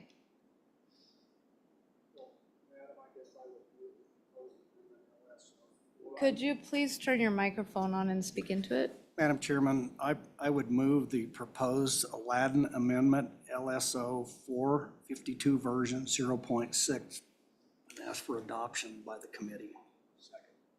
Moved by Hicks, seconded by Summers. Is there any discussion on the amendment? Discussion? Seeing none, all those in favor, please say aye. Aye. Opposed, no. That amendment has been adopted, and David, you have that amendment? All right, thank you very much. Now we're on to the rest of the bill. So I would entertain any other amendments. Madam Chairman. Speaker Summers. Madam Chairman, this is going to go to page 44, page 45, and it will be a conceptual amendment. And so, Madam Chairman, this is on the Alkali project. We right now have $59 million of account 3 set aside to build the Alkali reservoir. Madam Chairman, we don't even have the easements in place yet. I would like to transfer 50 of that 59 million from the Alkali project to the LaPrelle project. And the reason I'm doing as a conceptual amendment, so for LSO, is I'm not sure how exactly those accounts will be shifted because it might have to go from account 3 to account 2 because we're in a reconstruction project on LaPrelle. So really just a conceptual amendment to move 50 of the 59 million from Alkali to LaPrelle. If I get a second, then I'll explain some of my reasons. Okay, it's moved by Summers, seconded by Larson, I think. Representative Larson, that is. So go ahead with your explanation. Madam Chairman, thank you. I think for a couple of reasons. One, I think it gives an impetus for those folks to try to come to some conclusion on the Alkali reservoir as far as trying to get those easements. And then I think it leaves in $9 million to be available for procurement of other easements for maybe the rest of the construction planning dollars. So I think it leaves some money available for those things. And then I think the primary reason is, for me, is I think then we come back, then they can come back, once they've acquired those easements, they can come back to the legislature for the full cost. So we have 59 set aside. We think it's going to take maybe 85 now, who knows, in the future. But I think the legislature needs to make a decision on this project, understanding what the full costs are. And then obviously, we know that LaPrelle is underway. We know that we need to do something with that. And I believe that the 50 million goes a long way in satisfying the obligation that we're going to have at LaPrelle. So that's my reasoning. Thank you. All right, further discussion? Senator Hicks. Madam Chairman, I would like to offer an amendment to the amendment that we also change the revision date of the remaining money to July 1st of 2026 until 2027. Second. So you consider that a friendly amendment to your amendment? So we don't need a second and all of that. That's the reversion date, 2026. All right, any further discussion? Further discussion? Seeing none, all those in favor? Madam Chairman, Oh, I'm sorry, Senator Larson, go ahead. thank you. I'm not really excited about the amendment coming forward. I would rather just bring more money forward for LaPrel. I do realize this might give the alkali reservoir a little nudge to say you better get to work very hard to get this easements accomplished. The other thought on, well, I'd better not go off topic, I guess, but I'll probably be a no on this. Thank you. All right, thank you, Senator Larson. Senator Boner has his hand up as well, but we'll go to him first. Thank you, Madam Chairman. Certainly came here prepared to testify in support of La Perle Dam and appreciate the thought here.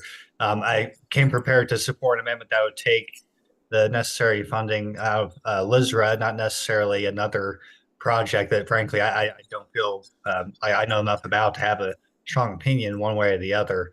I just I appreciate the thought, but having served on the Agriculture Committee previously, I'm also aware of a significant amount of funding that's going to be required to deal with aging critical irrigation infrastructure.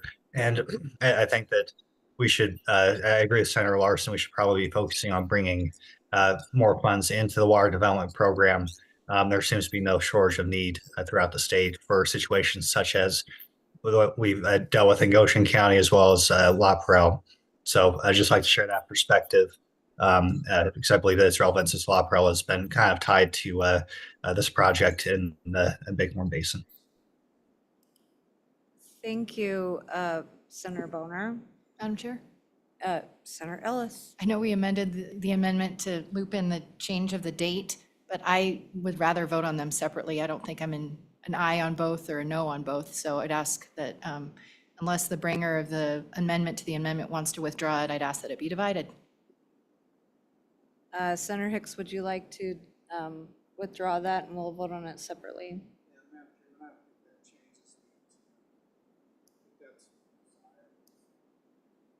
Turn on your microphone. I'm perfectly comfortably just voting on those separately. All right, so we are voting now, that has been withdrawn, and we are voting now to revert the 50 million from alkali back into a fund that would allow us then to move it to La Perle. Any further discussion on that? Seeing none, all those in favor, please say aye. Aye. Aye. Opposed, no. No. No. All right, there are 2 noes, and so the ayes have it. That amendment has been adopted. Would you like to make a subsequent amendment? Madam Chairman, I would move that we change the language on page 45 on the revision date and move that to July 1st of 2026 instead of 2027. That would be for the remainder of the balance in that account. Second. All right, that was moved by Hicks, seconded by Summers. Would that need to apply to the rest of the 2027 language on page 44, line 16 as well?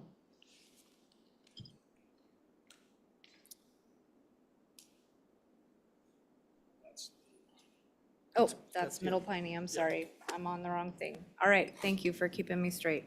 All right, so is there any discussion on that motion? Discussion on the motion. All those in favor, please say aye. Aye. Opposed, no? No. Okay. Only 2 noes, so that amendment has been adopted. Are there any further amendments to the construction bill? Representative Summers. So, Madam Chairman, there's a proposed, I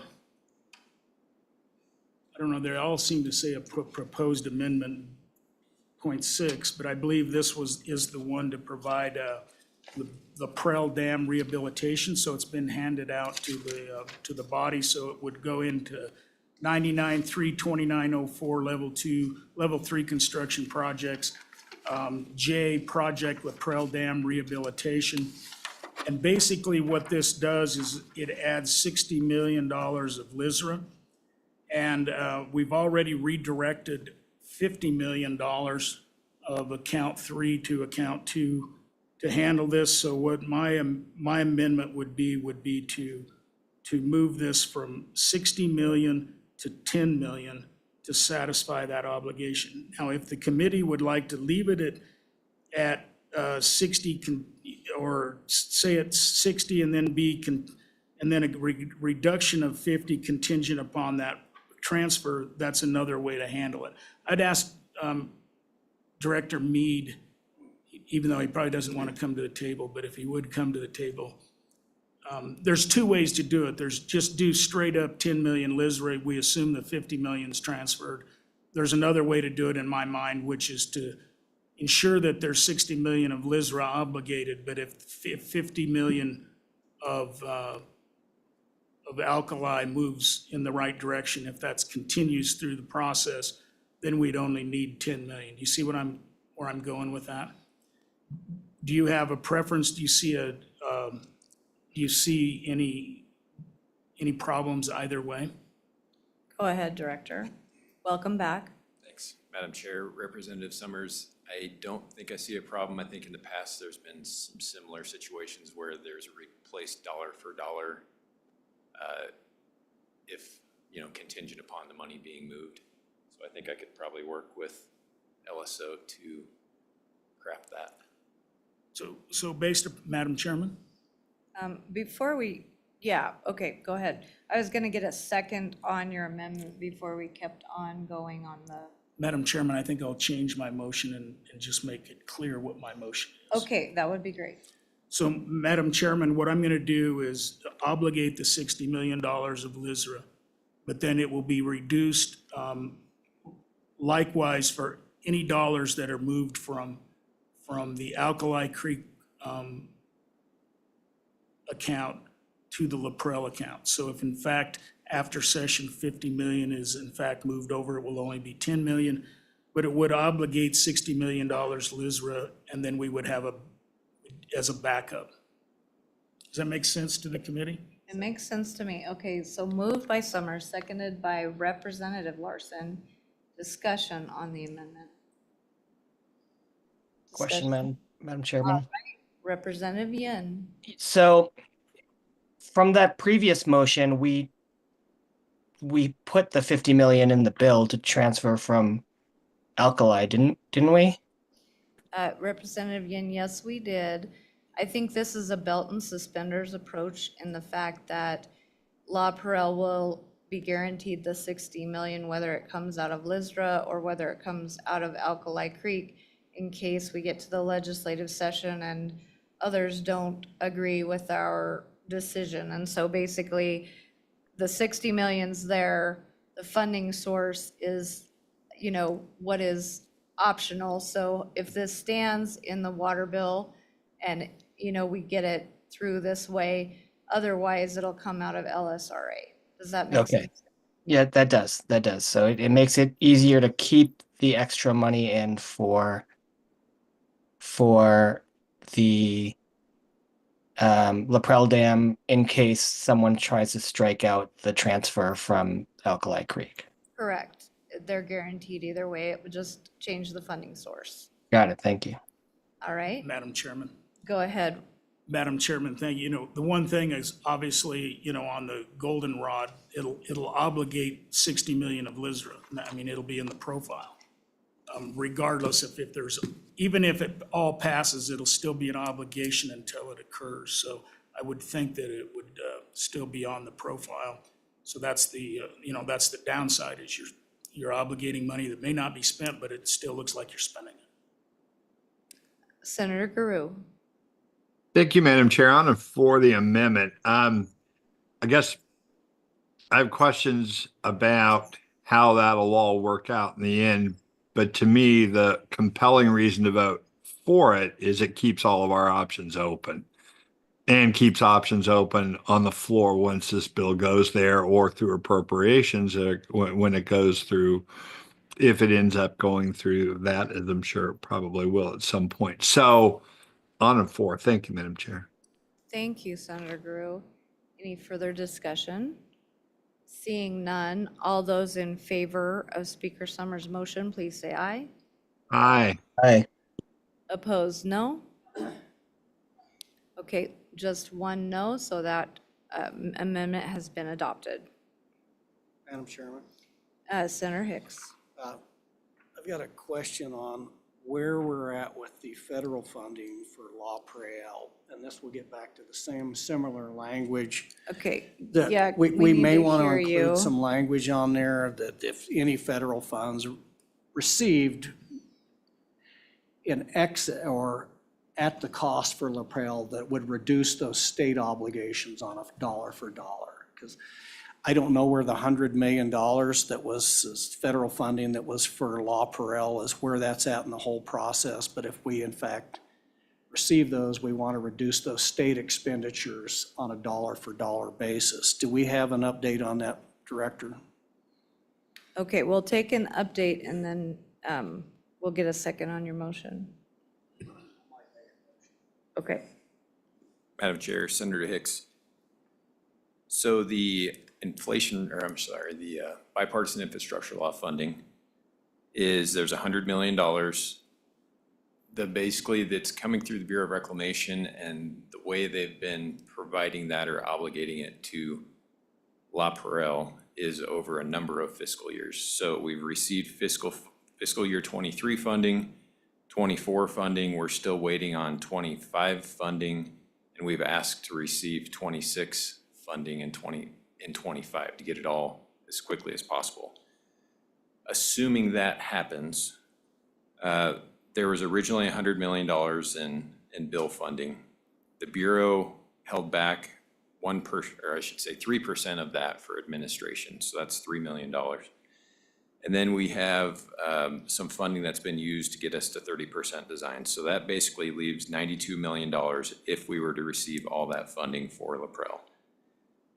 Then with the existing 2022 supplemental water bill of $30 million, so 92 million plus 30 million, that gets us to $122 million to get us from where we are to dams built. The current cost estimate from the 30% design is 137 million, but because of the uncertainty with 30% design cost estimate, we've got a range that would go up to 178 million, which leaves a shortfall of roughly $56 million. And with the decommissioning has always been part of the construction cost estimate, but it was going to be done at the end of the project once the new dam was constructed.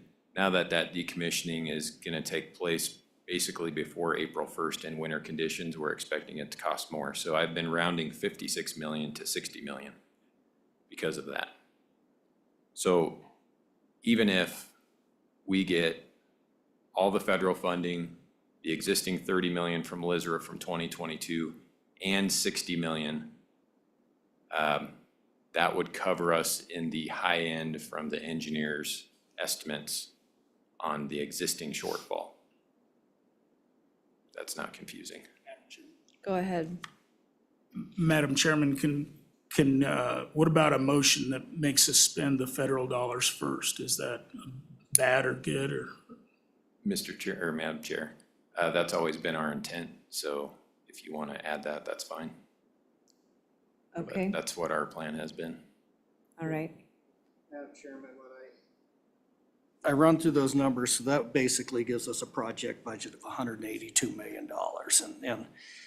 And we're, with the actions in this bill, we're going to be up to basically $90 million of state funding to match the $92 million of federal funding.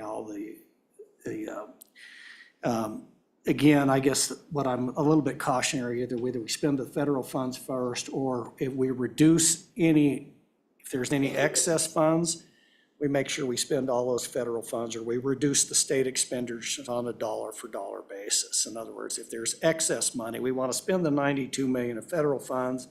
If it only costs 178 million, that's 4 million that reverts back into the Water Development Account 3. I just want to make sure that we capture that language as some component to make sure that it's clear that our intent is to spend every one of those federal dollars, and anything in excess of that would revert back into account 3. And so I guess that's a conceptual amendment to put in there because I do think it's important that we recognize all these sources of funds and that there is source of federal funds, and then any leftover funds for future directors or members of the Select Water Committee of the legislature understands what our intent was to make sure. And it's just a matter of adding that language in there.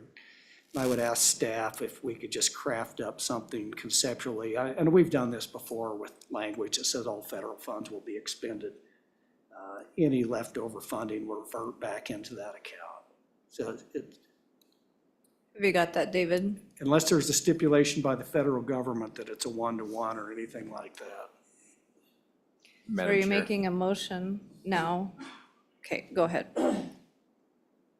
Madam Chair, quick question. If other funding, and I mean other, okay, so the bill funding bipartisan infrastructure law doesn't have a match requirement. If our office, working with the district, were able to bring any other federal dollars into the project that would have match, that could change how we need to do some of this because we'd have to use some of that state money to match against federal money. So I would just ask that we would make that specific to the bipartisan infrastructure law, federal funds, to spend them first, if you're following. We could do that. Microphone. Madam Chairman, we could do that. I'm still cognizant. If we do bring in federal funds, we still want to spend those on a one-to-one basis to the extent whatever that match requirement is. If we have a budget larger than the actual project cost, I want to make sure that the state funds are the ones that revert, that we're not. And it's just clarifying what the intent is that the intent is to maximize an expenditure, all federal funds, and any funds left over would revert back to account of three. It's just a matter of just clarifying that that's our intent. Versus Sure. naming individual laws, because it could very well be other federal funds, maybe something out there that let's utilize those. And if they require a match, that's fine, we'll match them. But that actually would drive us to the point that we've got more money than we actually appropriated, or we'd have excess money in the account. Yeah, go ahead, Director. Madam Chair, I understand the intent, just ask for the latitude, I guess, for the LSO office to work with our office to put that all into language in the Yeah. bill. Yeah. David, did you get that just conceptually for just? Yeah. Yes, Okay. Madam Chairman, my question though as well, just to clarify, because Senator Hicks, you've mentioned reverting to account three. My understanding as things stand based on how the bill has been amended, we have the money from Alkali that would need to be transferred, I believe, to account two. And so my understanding is that would then revert to account two if that's not expended. And then the 10 million up to 60 million from LISRA, and that would revert back to LISRA. If that was intended to be otherwise, let me know, but that's my current understanding. So, Madam Chairman, I believe we already have 30 million out of account three allocated for LaPrel, or do we have anything out of account three? Go ahead, Director. Madam Chair, no, the 30 million is from LISRA, the It is. initial 30 million Yeah. from 22.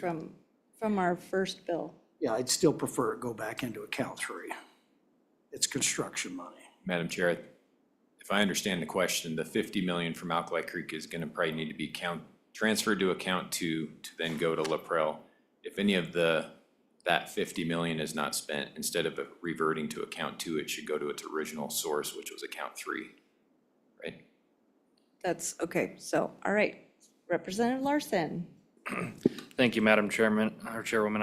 I think personally, I would rather see, federal dollars prioritized, then the 50 million from Alkali, the transfer there, and then use the LISRA dollars. Anything that we don't spend of the LISRA should go back to the LISRA, that 30 million plus the 10. If we don't hit that threshold, then of that 50 million from Alkali should go back to account two, where we transferred it. All right, well, let's save our discussion until we have that's a great discussion. Thank you for bringing that up. But do we have a motion yet? Madam Chairman, I would make the motion to just add the language that that any funds left over after both the modification and new construction would revert to account 3 within water development. Okay, so that's the motion. And then if you want to make a subsequent motion after what we see happens, would that work for you, Representative? Okay, that sounds good. Okay, so the motion's been made and seconded. Is everybody clear on the motion? David, have you got it? To clarify, Madam Chair, the last thing I think Senator Hicks said was just a motion to add language that any funds left over would revert to account 3. Did that also account for the federal funds? Is that in the motion as far as spending those first? So let me amend my motion. Okay, restate your motion. So the motion would be to expend all federal funds first. And if there is subsequent leftover dollars associated with the construction of La Perelle Dam, any of those funds would revert back to account 3 within water development. Does that help, David? All right. All right, thank you. Senator Ellis, did you have a question? Thank you, Madam Chair. I just get a little nervous when we've got one conceptual amendment we just adopted, and then we're tweaking it when we haven't seen that language. I don't know if I'd feel more comfortable if it was brought during the session, just where we have the conceptual amendment we just adopted, then we see what the actual amendment might look like, and that would give people time to draft it correctly. I just get a little nervous with how we're shuffling money around without seeing any language. So I'll probably be a no on this motion, not because I disagree with the thought behind it, but just would like to see it in writing. Thank you, Senator Ellis. Madam Chairman, a question ahead. for you, and was your intent to vote on all of these conceptual amendments through email ballot, or just, we've moved the amendments, but I don't know that we've actually, well, I guess we haven't voted to incorporate a conceptual, but the other alternative is we could review those, and then the committee could have an opportunity to vote on those separately through email ballot prior to the session. Senator Ellis and then Representative Craigo. Thank you, Madam Chair. I won't be here in the session, but usually, if we have a bill that's moving forward, it starts either in the House or Senate, and then somebody sits down with LSO and they bring an amendment to the committee on the first day, and that it's being heard, and that's how I think it would be best handled. That's just kind of my preference, but I won't be there to vote on it, so. Thank you, Senator. Representative Craigo. Thank you, Madam Chairman. I don't have a problem with doing the conceptual amendments now, and we do that all the time. And several of us are going to lose our ability to vote in a few days anyways. I mean, our term ends on December 31st, and then that puts a lot of work on the staff to get that stuff done, over the holidays, which I wouldn't be in a big favor of. All right, I would agree with that. So, okay, discussion is closed. All those in favor of Senator Hicks's motion, please say aye. Aye. Opposed, no. No. No. 4 noes. I think we're gonna have to have a hand count on that one. So all those in favor, please raise your hand. 1, 2, 3. Okay, 5, 4. All those opposed, please raise your hand. 1, 2, 3. I can't see Senator Larson. We have a screen in front of you. Were you a yes or a no? It was a yes. Okay, so we have 6 yeses. Okay, that motion has been adopted. So David, you'll need to work out that exact language for us. All right. Okay, Representative Larson. Thank you, Madam Chairwoman. It was brought up by the director that if we put that restriction of federal dollars first, that might lock up our ability if there's other federal dollars we're having to use state match for. So I think we have to have a caveat in the language that says if new federal dollars come in, it's okay to use state dollars to match that if we haven't hit the federal threshold for the non-match dollars, I guess. That's my thoughts. Okay, so is that a motion? I'll make that motion. Okay, that is a motion. It's been moved by Representative Larson, seconded by Representative Summers. Discussion, Senator Hicks. Yeah, it doesn't preclude the office from doing that. There's nothing in the legislation that says you can't match the state dollars with other federal dollars if those programs, it's completely silent. And so I don't know that we need it because it's actually something they could do now anyway with the existing motion. It just says we're gonna spend the federal dollars first. It doesn't say you can't use this state money to match federal money. So the way I look at it is they could certainly do that with the current motions on the table right now because there's no prohibition from doing that. Representative Larson. Thank you, Madam Chairwoman.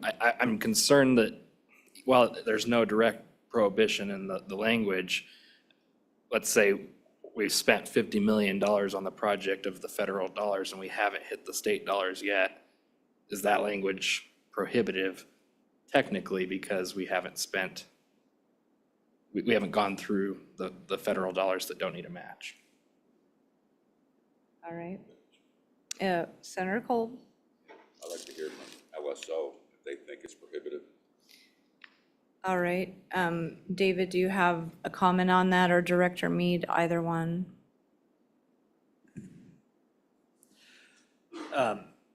Madam Chair, certainly with that being a conceptual amendment, we can craft it in such a way that it doesn't prohibit the expenditure of state funds, assuming that that is how Senator Hicks sees that, which is my understanding of how he sees that amendment. So I think we can account for that as we craft that language. All right. Would you like them to just take that into consideration, or would you like a vote on your motion? Would you like to withdraw or vote? I think we'll just withdraw the motion if something's okay with that, as long as we. Keep your microphones on. Say that again. People can't hear you. I'll withdraw my motion as long as the language that's drafted in the conceptual amendment from Senator Hicks doesn't prohibit the use of state dollars to match new federal dollars. All right. Thank you, Representative Larson. With that, I think we've voted on everything we need to vote on there. We have two other amendments before us. One of them I would move myself, and that is for GID to receive an extra, I'm looking for it too, hang on a second. I don't know if I've got it in front of me. An extra $25 million for the irrigation tunnel collapse. I would move that, and if I could get a second, I'll explain. Second. Moved by me, seconded by Kolb. And basically, the rocks have come, they're pushing on the top of the ribs that are the temporary repair. It is an emergency situation as we speak.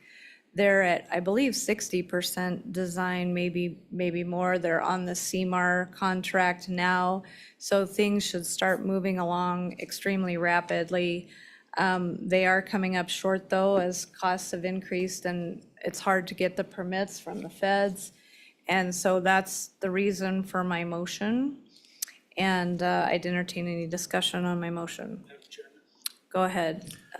Madam Chairman, Representative Summers. I would like Director Mead to come up and kind of go through kind of what you did, but a little more explicit on what the dollars are, what's the obligation of the irrigation district? Is this changing their obligation? Just try to understand what it all is, because I just don't remember it. Thank you, Representative, and Bill, if you have numbers and things you want to bring up as well, that would be helpful. We heard quite a bit about it at the last meeting, but I know it's been quite a while ago, so go ahead, whoever wants to kick us off. Just try to summarize this. Bill Brewer, Deputy Director of Construction with Water Development Office, Chairman and Representative. The current funding available between Wyoming and Nebraska's share, because it's a shared project, there's $47.3 million in place as of today. The, Question. sure. Turn on your microphone, Representative Summers. Madam Chairman, thank you. As you talk about dollars, say whose dollars it is. So if it's the state of Nebraska, if it's the state of Wyoming, if it's irrigators in Nebraska, if it's irrigators in Wyoming. So just so I know what the color of the money is. Thank you. Sure.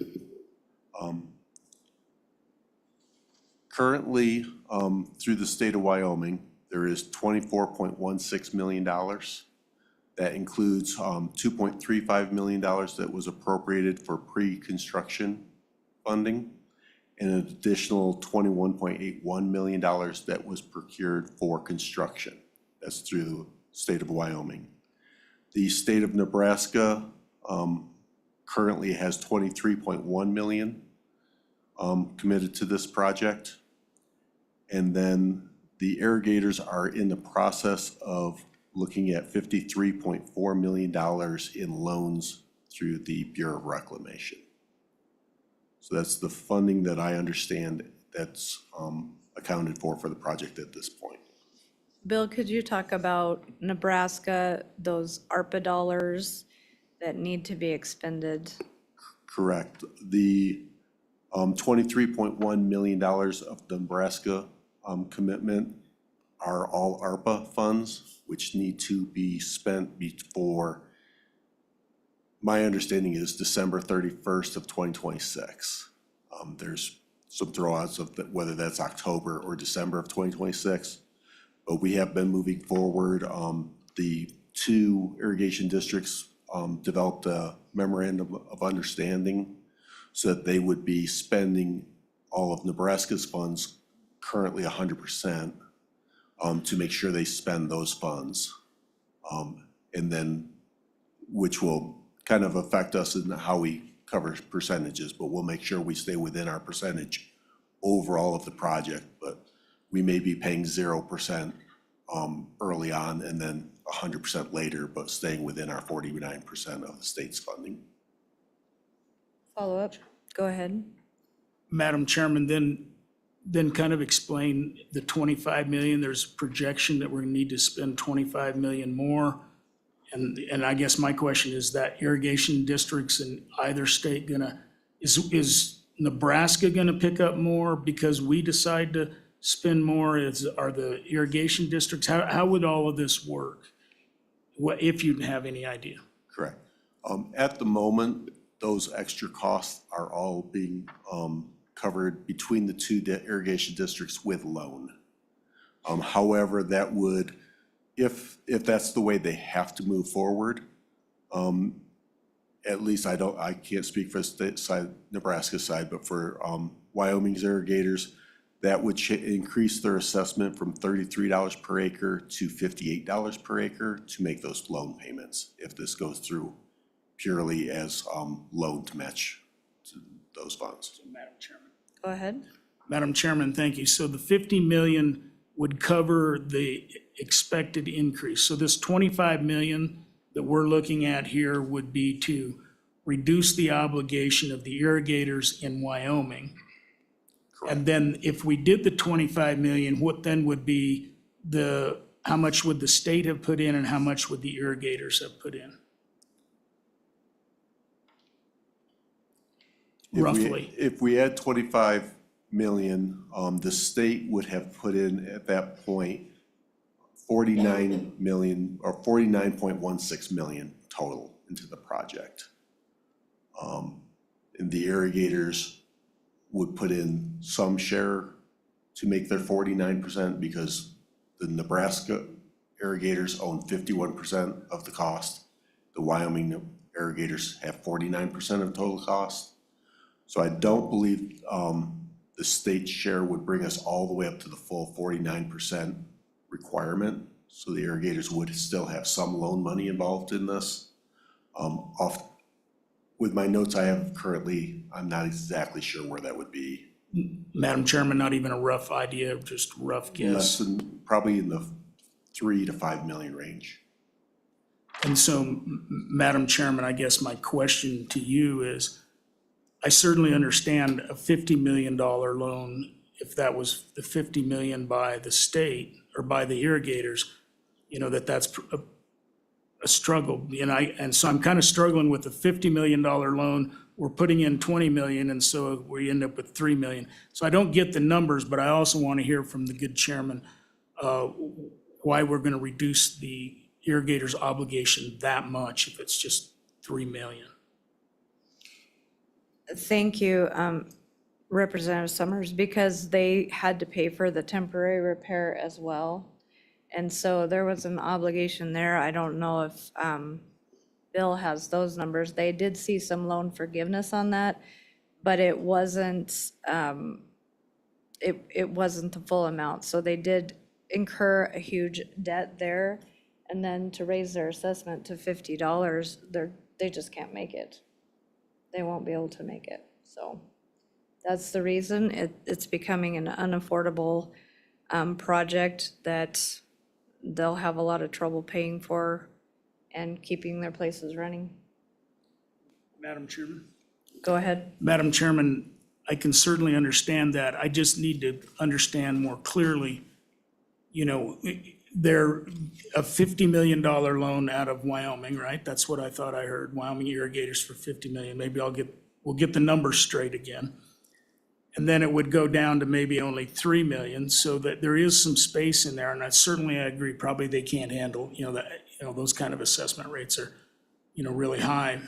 I don't disagree. I'm just, in the end, you've got to sell this to the body. And I think if we need to understand what these dollars are, and maybe there's middle ground here. Mr. Brewer, go ahead. So the 53.4 million loan is a combined loan between the two irrigation districts. That's the total loan for both irrigation districts. And looking at the math, if we did add 25 million more, that should cover the entire 49% share of the Wyoming irrigators. So they would probably be down to next to zero loan on their own for the Wyoming irrigators.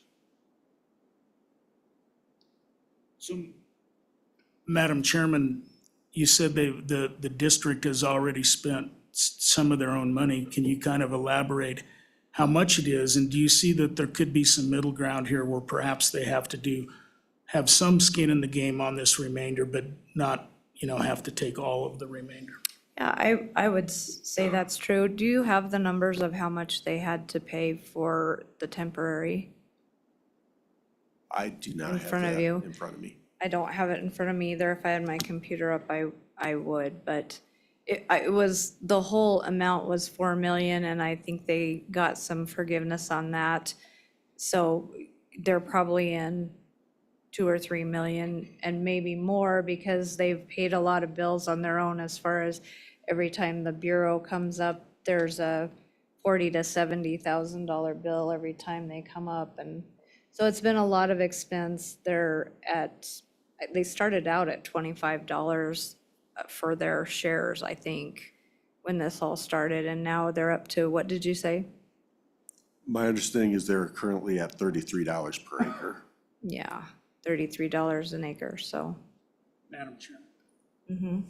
Madam Chairman, thank you. So $33 an acre, and if they had to take out the loan, you said it would go to what? 58 per acre. And then my question, perhaps to Water Development or anybody that has the knowledge, maybe it's Senator Larson, is, what are other assessment rates around the state in farm country like this? And what, I guess what's typical or what's out there? I would say off the top of my head, we see between $10 an acre, upwards of 40, 50 is usually pretty high. Maybe there's a gentleman from the commission might have a. Maybe, come on up, and then just a comment. They're not even receiving all of their water right now, so they're not able to produce the kind of crops that would sustain those types of assessments. So the crops have been drastically reduced because of the constriction of the repair. So come on forward, give us your name and who you're with. Welcome. Doesn't sound like it's on welcomely. Have you got it? I think so. Thank you, Madam Chair. Lee Craig, Water Development Commission, Commissioner from Region 3, farmer in the Bighorn Basin, very similar irrigation system to the Goshen County's system. Our water assessment is approximately $33, very similar to theirs. But I did want to comment so that everyone understands this system and how it's affected a large share of the farmers on that system are also members of our sugar cooperative, and the loss of their ability to irrigate would affect that co-op, which affects us in the Bighorn Basin as well. So it's not just limited to southeastern Wyoming and Nebraska. Thank you. Thank you. We appreciate it. Any questions? One question, Senator Hicks. Madam Chairman, just to provide a little edification, as somebody that pays fees to 3 different irrigation districts in the state of Wyoming, my fees range for one district is $12.50 a share, another one's $31. I just paid that bill yesterday, a share, and another one's $33 a share. So I hope that helps saying that, and that's kind of the range, at least, and that's from Carbon County to Park County, across the state of Wyoming, Madam Chairman. All right, thank you, Senator Hicks. Thank you, Mr. Craig. All right, any further discussion? Madam Chair? Go ahead, Senator Guru. Thank you, Madam Chairman. I guess you mentioned that in the costs that the folks had paid up front, that they got some loan forgiveness. My question is, and like I say, I think everyone understands that when you get around $58, this isn't tenable. But my question is there an opportunity for loan forgiveness on any of these loans, the Bureau of Reclamation? And if we appropriate this money at this point, would that shut that door not to be able to affect that in a whole or partial way? That's question one, I guess. Thank you, Senator Guru. It's my understanding there's no loan forgiveness from Bureau of Reclamation. That was under the state revolving fund that they received that. So that was actually state money when that, I mean, it's federal money that the state receives as a loan program, but then they have a certain amount of that they can forgive a year. Thank you, Madam Chair. Follow up. Then we also heard the ARPA dollars on the Nebraska side, and I'm pretty sure there were no ARPA dollars used on this on the Wyoming side. Is that correct? That's correct. Yes, because Nebraska mingled their ARPA dollars with other funds.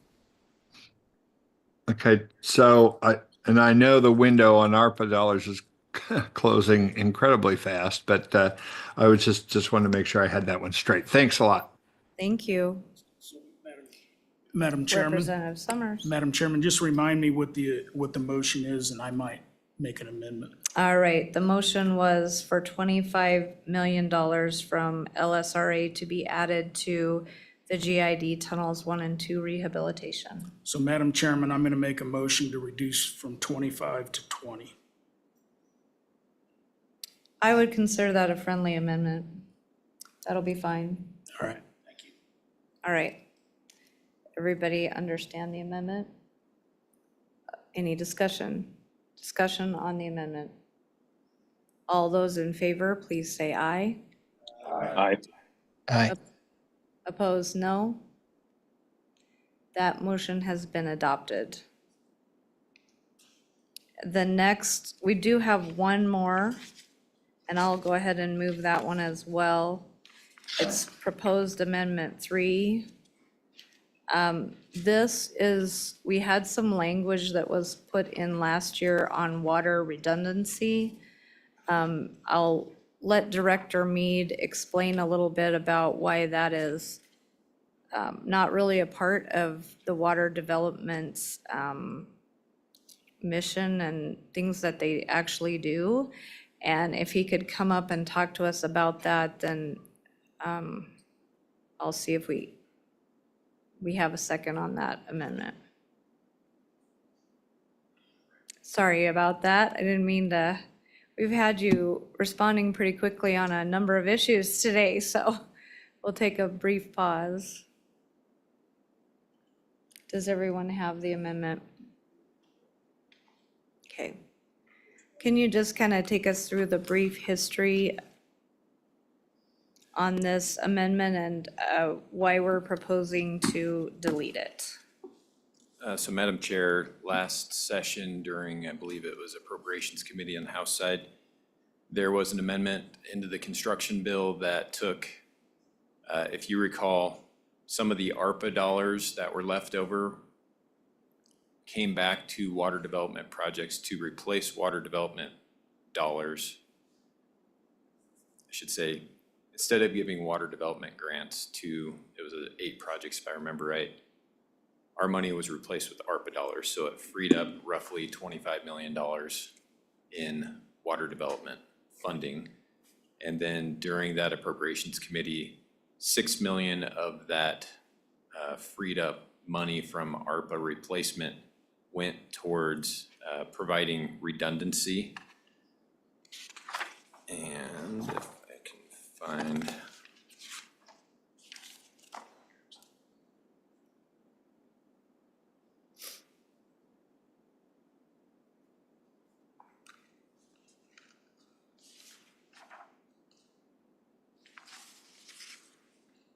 okay, so the way the language was written in, it was written in as a project for redundancy of water delivery systems, and I think you probably have that language in front of you. And it put the state of Wyoming as the project sponsor of the Wyoming Water Development Commission. In general, we had a discussion, can't remember at which meeting right now, but with the great demand we have on our program, we talked a little bit earlier about critical aging irrigation infrastructure and the shortages we're already going to be seeing with the dollars that we receive through the mineral severance taxes.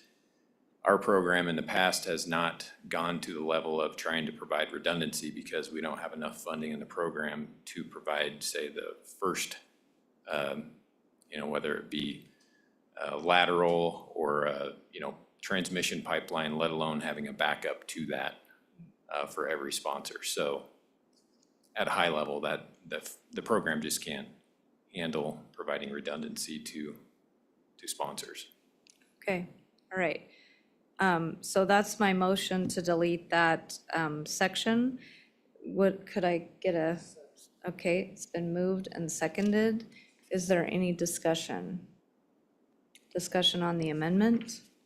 Seeing none, all those in favor, please say aye. Aye. Opposed, no. Okay, that motion has been adopted with only one no. So are there any further amendments on the omnibus water bill? Madam Chairman. Senator Hicks. Madam Chairman, I want to propose an amendment to the construction bill. And this is actually a byproduct of something that came out of a lot of work that this committee looked at last year. And I think it dovetails into some of the discussions associated with weather modification. But last year, this committee did a pretty deep dive into, particularly over in the Pinedale meeting and our joint meeting with the Joint Ag Committee and the Select Water Committee in Pinedale. And we reviewed the history of some of the impacts of federal forest management on water yield across the state of Wyoming and reviewed some of the past legislative actions, the resolution in 2008 that called for, federal forest management to improve the water yield. I think we looked at the study that was conducted by the Forest Service that indicated 120,000 acre feet of water had been lost on the upper North Platte associated with forest succession. There's a preponderance of scientific data, a number of paired watershed studies that continually show that if we manage our forests at a better rate, that we can significantly increase water yield. And what I'm getting to, Madam Chairman, is we have not put all the tools in the toolbox that we have associated with managing our water. And I want to remind the committee and those folks in the audience, under our constitutional construct, under Article 1, Section 8, or Article 8, Section 1, water is the property of the state of Wyoming. And so are we going to, in fact, put more tools in the toolbox to manage that water resources? Now, my proposal is going to be, and I was hoping to bring this at the November meeting and just had some scheduling conflicts with some personal items that I was not able to make it, Madam Chairman. But what I would encourage the committee to do is let's move forward a conceptual amendment that addresses this issue of adding more tools to our toolbox. You know, what I would say is what I would like to do is make a motion that we add $1 million to projects for water augmentation through forestry management. Now, let me address the issue of the federal forest management. We're probably not going to implement anything significant at the federal level. We may have a new favorable administration come in, but when I looked at land ownership maps across the state of Wyoming, we have both significant holdings of both private and state lands in holdings within those national forests that we can affect management on that would subsequently increase water yield across those basins. So what I'd like to do is similar to what we've done with the small water program in the past, is just through an allocation of funds for a program, set up a water augmentation through forestry management program in the Water Development Office, and make that a grant program with a 50% grant being matched by any other source, with the priority that we would look at implementing those projects on state and private lands first. Federal lands would be third, assuming that there's actually an opportunity to do that. And also, given the nature of water yield and the crisis that we face in different river basins around the state of Wyoming and where we're at, I would say we would probably want to prioritize those areas eligible for funding. Number one, within the Colorado River Basin. Number two would be within the North Platte River Basin, and then the other three, number three would be any other project statewide. And so those are just some potential ranking criteria. I don't think that we've actually adequately put all the tools in the toolbox that we have to manage the state's property, which is the water resources. And if we look at the secondary impact associated with implementing a program like this, so let's talk about what it actually is. So we're talking about cutting trees, folks. We're going to manage the vegetation with a priority on state and private lands, and if the opportunity would exist on federal lands, we may cost share in a program to that nature. But we're also sending logs to the sawmills within the state of Wyoming. We're also putting people to work, our loggers back to work on those forestry projects and stuff. So there's a secondary economic impact associated with not only increasing water yield, particularly in basins like the Colorado and the North Platte. We're also putting people to work, and we're also have a secondary impact on another industry sector of the state of Wyoming that, quite frankly, is having a lot of problems getting enough materials to maintain their current operation in those sawmills. So, Madam Chairman, it would be my recommendation that we direct $1 million. I visited with the director briefly. We have about a $20 million carryover in account one right now.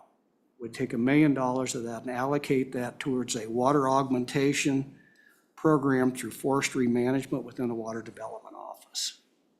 So, Madam Chairman, I'd stand for any questions on this if we wanted to. Well, let's have a get a discussion. second first. Let's get a second. Okay, moved by Hicks, seconded by Kolb. Discussion.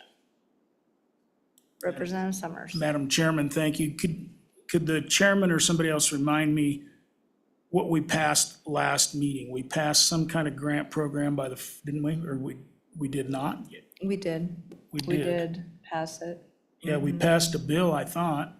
I don't remember how much money was associated. Can somebody remind me what that was, whether we passed it and how much money there was in it? Mr. Chairman, Failed?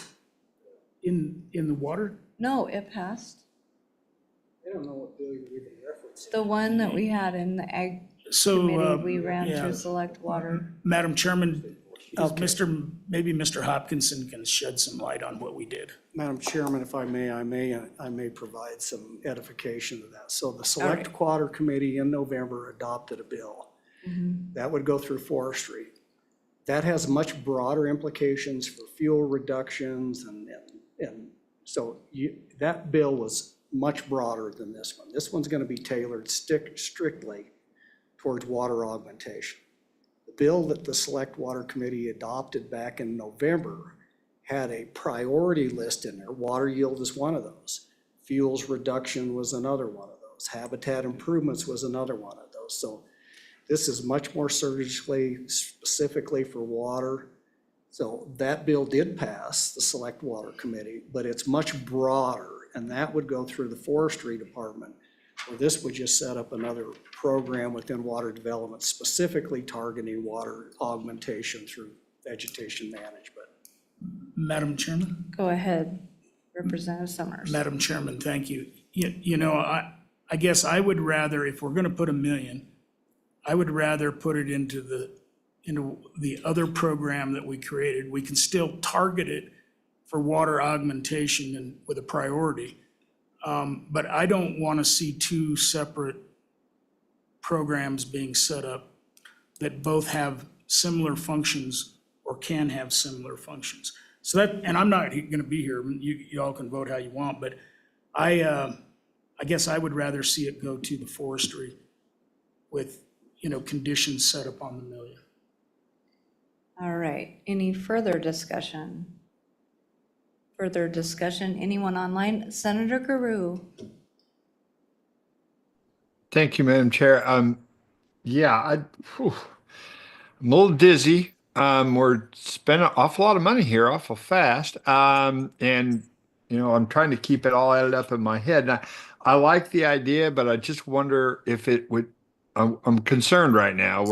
I know it's a holiday season and we're all ready for Christmas, but it seems like we're loading a lot of presents under this tree. And I think it might be better to see that in a separate pile or a separate gift basket, I guess. And while I don't disagree with the idea, I'm just concerned about where this could lead us on the floor into some avenues that we may not want to go, with all the best intentions. Thank you, Madam Chair. Thank you, Senator Guru. Any further discussion? Seeing none, all those in favor of the amendment, please say aye. Aye. Opposed, no. No. That motion has failed. We're back on the bill. Are there any further amendments? Representative Larson. Thank you, Madam Chairwoman. I'd like to propose a conceptual amendment to strike the proposed Amendment 3 that we just passed for the water redundancy projects. And rather than get rid of that money, just do a transfer to the State Loan and Investment Board for them to handle water redundancy applications from communities so that we can still show that we have a focus on making sure communities have water redundancy. Okay, is there a second to that motion? Second. Okay, it's moved and Representative Conrad, was that you? Yes, ma'am. Okay, moved by Larson, seconded by Conrad. Is there any discussion? Discussion on the amendment? Seeing none, all those in favor, please say aye. Aye. Okay, opposed, no? No. Okay, I'm gonna need a show of hands. So a show of hands, who voted aye? 1, 2, 4. Okay, 5, 6. Was that 7? Did you count, Eve? 3 on screen. And 4 here, that's 7. Opposed, raise your hand. 1, 2, 3, 4, 5 opposed. So that amendment, to strike that amendment and transfer the money to the State Loan and Investment Board to distribute to communities is stricken, and that motion is adopted. So Director Mead, do you have that amount of money and know all of what has just been adopted? Where that's coming from and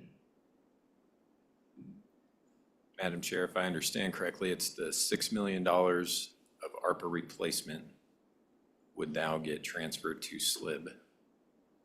for water redundancy projects. Okay, And then they have the authority to do Distribute water it. redundancy projects, I'm assuming. okay.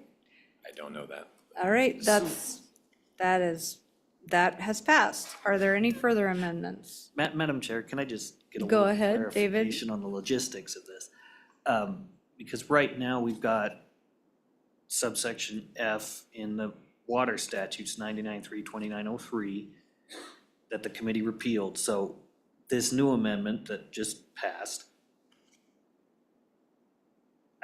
I guess is the intention of the amendment to leave that in place, or rather just to deal with the money that was funded there, the 6 whatever and change million. So is the intent to still repeal that subsection within the water statutes and then create essentially a new program for SLIB to run, or just giving SLIB $6 million to run a water redundancy program?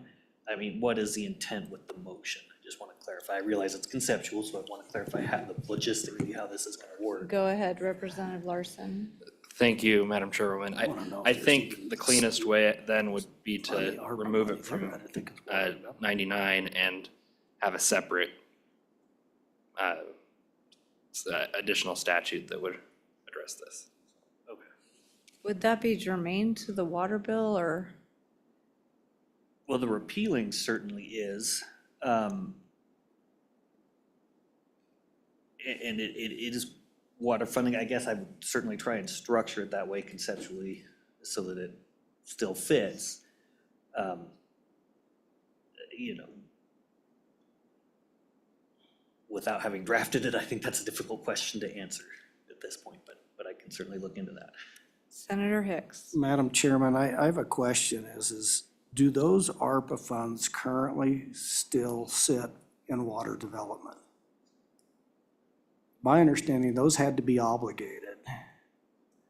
So what my concern is here is now we're taking water development account 2 money and moving it to SLIB to allocate for something because it doesn't meet the criteria of water development. So I want to know, what money are we actually moving? Are we moving ARPA money or not? I think his motion was ARPA. Okay, so I'm hearing some Yeah, chatter but is there any here. ARPA money there? Representative Larson, address that, please. What was your motion? Thank you, Madam Chairwoman. My intention with the motion was to transfer the ARPA dollars that were given to water development to SLIB to distribute. My concern is if we just let this revert or delete if we kept just proposed amendment 3, well, we're just turning back money to the federal government then for ARPA. That's my understanding. So. Okay, all right, thank you for that. Let's get some more input from Director Mead. Do we still have that money sitting there? What's happened to it?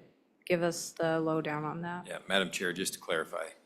So the ARPA replacement dollars went to sponsors and is being spent currently. It replaced water development dollars that were going to go to the sponsors. So more or less, it just freed up water development dollars. So they're no longer have the ARPA tag on them or any restrictions associated with December 31st of 2026. It's just $6 million that got freed up in our accounts because we gave ARPA dollars to the sponsors as a grant instead of our money. So the ARPA dollars have been obligated. Either, And- yeah, obligated and being spent as we Spent, speak. yeah. Should make it under the deadline. So it wouldn't be ARPA money that you're transferring it now. It would be water development funds. Okay, so are we clear on that? Okay, So Madam Chairman, I'm going to Representative Summers. make another motion to revert back to the original language of the First Amendment, because I don't want to move water development $2 to the SLIB or $1 to the SLIB. So this would be a motion to revert back to the original amendment. And then I want that amendment clearly explained from the director, what that amendment does, if you could. Okay, so wait a minute. This is getting, so you're talking about deleting the Larson amendment Yep, and reinserting the amendment we passed previous. yep. And you want the director to explain what that does? Yep. Okay. Go ahead, Madam Senator Chair, Ellis. it would seem out of order to have it explained after we vote. I mean, I think the whole purpose of having him explain it is so we're making an informed vote. Even Fair though enough. I don't know that we're all informed We're right not, now. we're not voting. He's I'll just pull my motion. I'll explaining. pull my motion and ask for an explanation Okay, of the original amendment. go ahead. Okay, so Madam Chair, I'll start from last year. $6 million of that freed up money in water development account, says 1, 2, or 3, was gonna go towards redundancy projects. With the original amendment, you're deleting that. So putting $6 million towards redundancy goes away, and it's just in our program for what we typically would fund. Is that clear enough? Go ahead, Senator Hicks. And we had this discussion before we voted. Just so we're clear, we have had this discussion once before. We're just pushing rewind and play again. Go So ahead. Just for, make this crystal clear. Those $6 million are water development dollars. There's not $6.6 million of ARPA fund just sitting in account 2. Is that correct? Mr. Chairman, Senator Hicks, that is correct. Thank you. All right. Senator Larson, or Representative Larson, not Senator. Sorry. Thank you, Madam Chairwoman. And just to be extra clear, those are freed up dollars because we put ARPA dollars into the account. Madam Chair, Representative Larson, that is accurate as well. Okay. All right. So Representative Summers, did you have a motion? Yes. Madam Chairman, I do want to revert back to the original motion that was just explained. So I'm going to make that motion to try that amendment one more time. Okay. I do not want to see. Which amendment? Please explain what Okay, you're it would talking be about. proposed amendment number 3 to version number 6. The one we adopted before the Larson amendment. Yep. So you want to delete the Larson amendment and reinsert the amendment we had previously passed. Is that correct? Correct. That's the motion I'm going to make, and then obviously it doesn't have to be seconded. Well, it does need to be seconded. Seconded by Kolb. Is there any discussion? Madam Chairwoman, so just to clarify, this is essentially just a reconsideration of the Larson Amendment. That's. It is, but I think we have to delete the, we have to delete the Larson amendment and then reinsert the other amendment. Or we can do a reconsideration and then take another vote to, you want to do reconsider? Okay.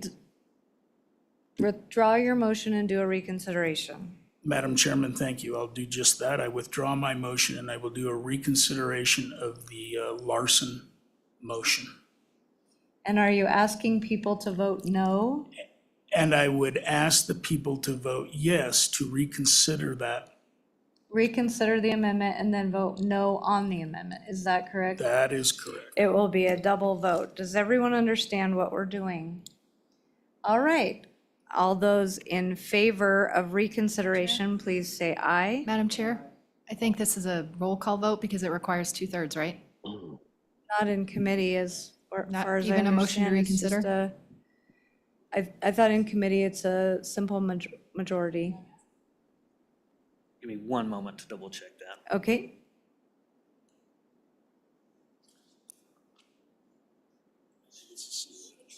I agree.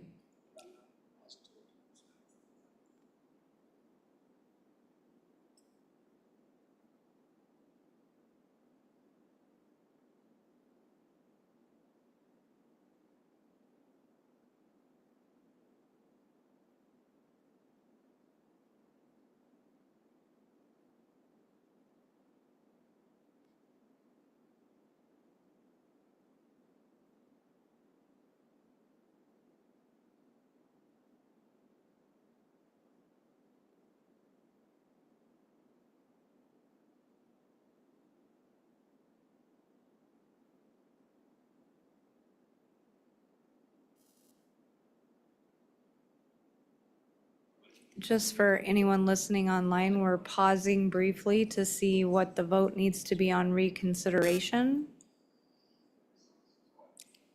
It's a learning moment.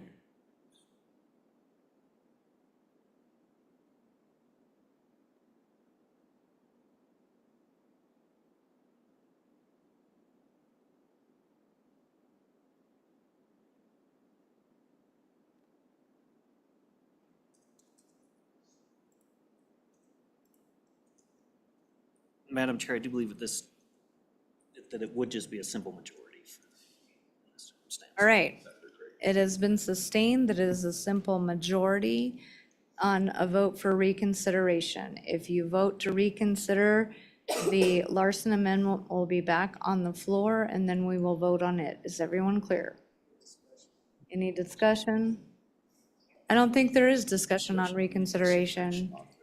All right. Okay. All those in favor, please say aye. Aye. Opposed, no.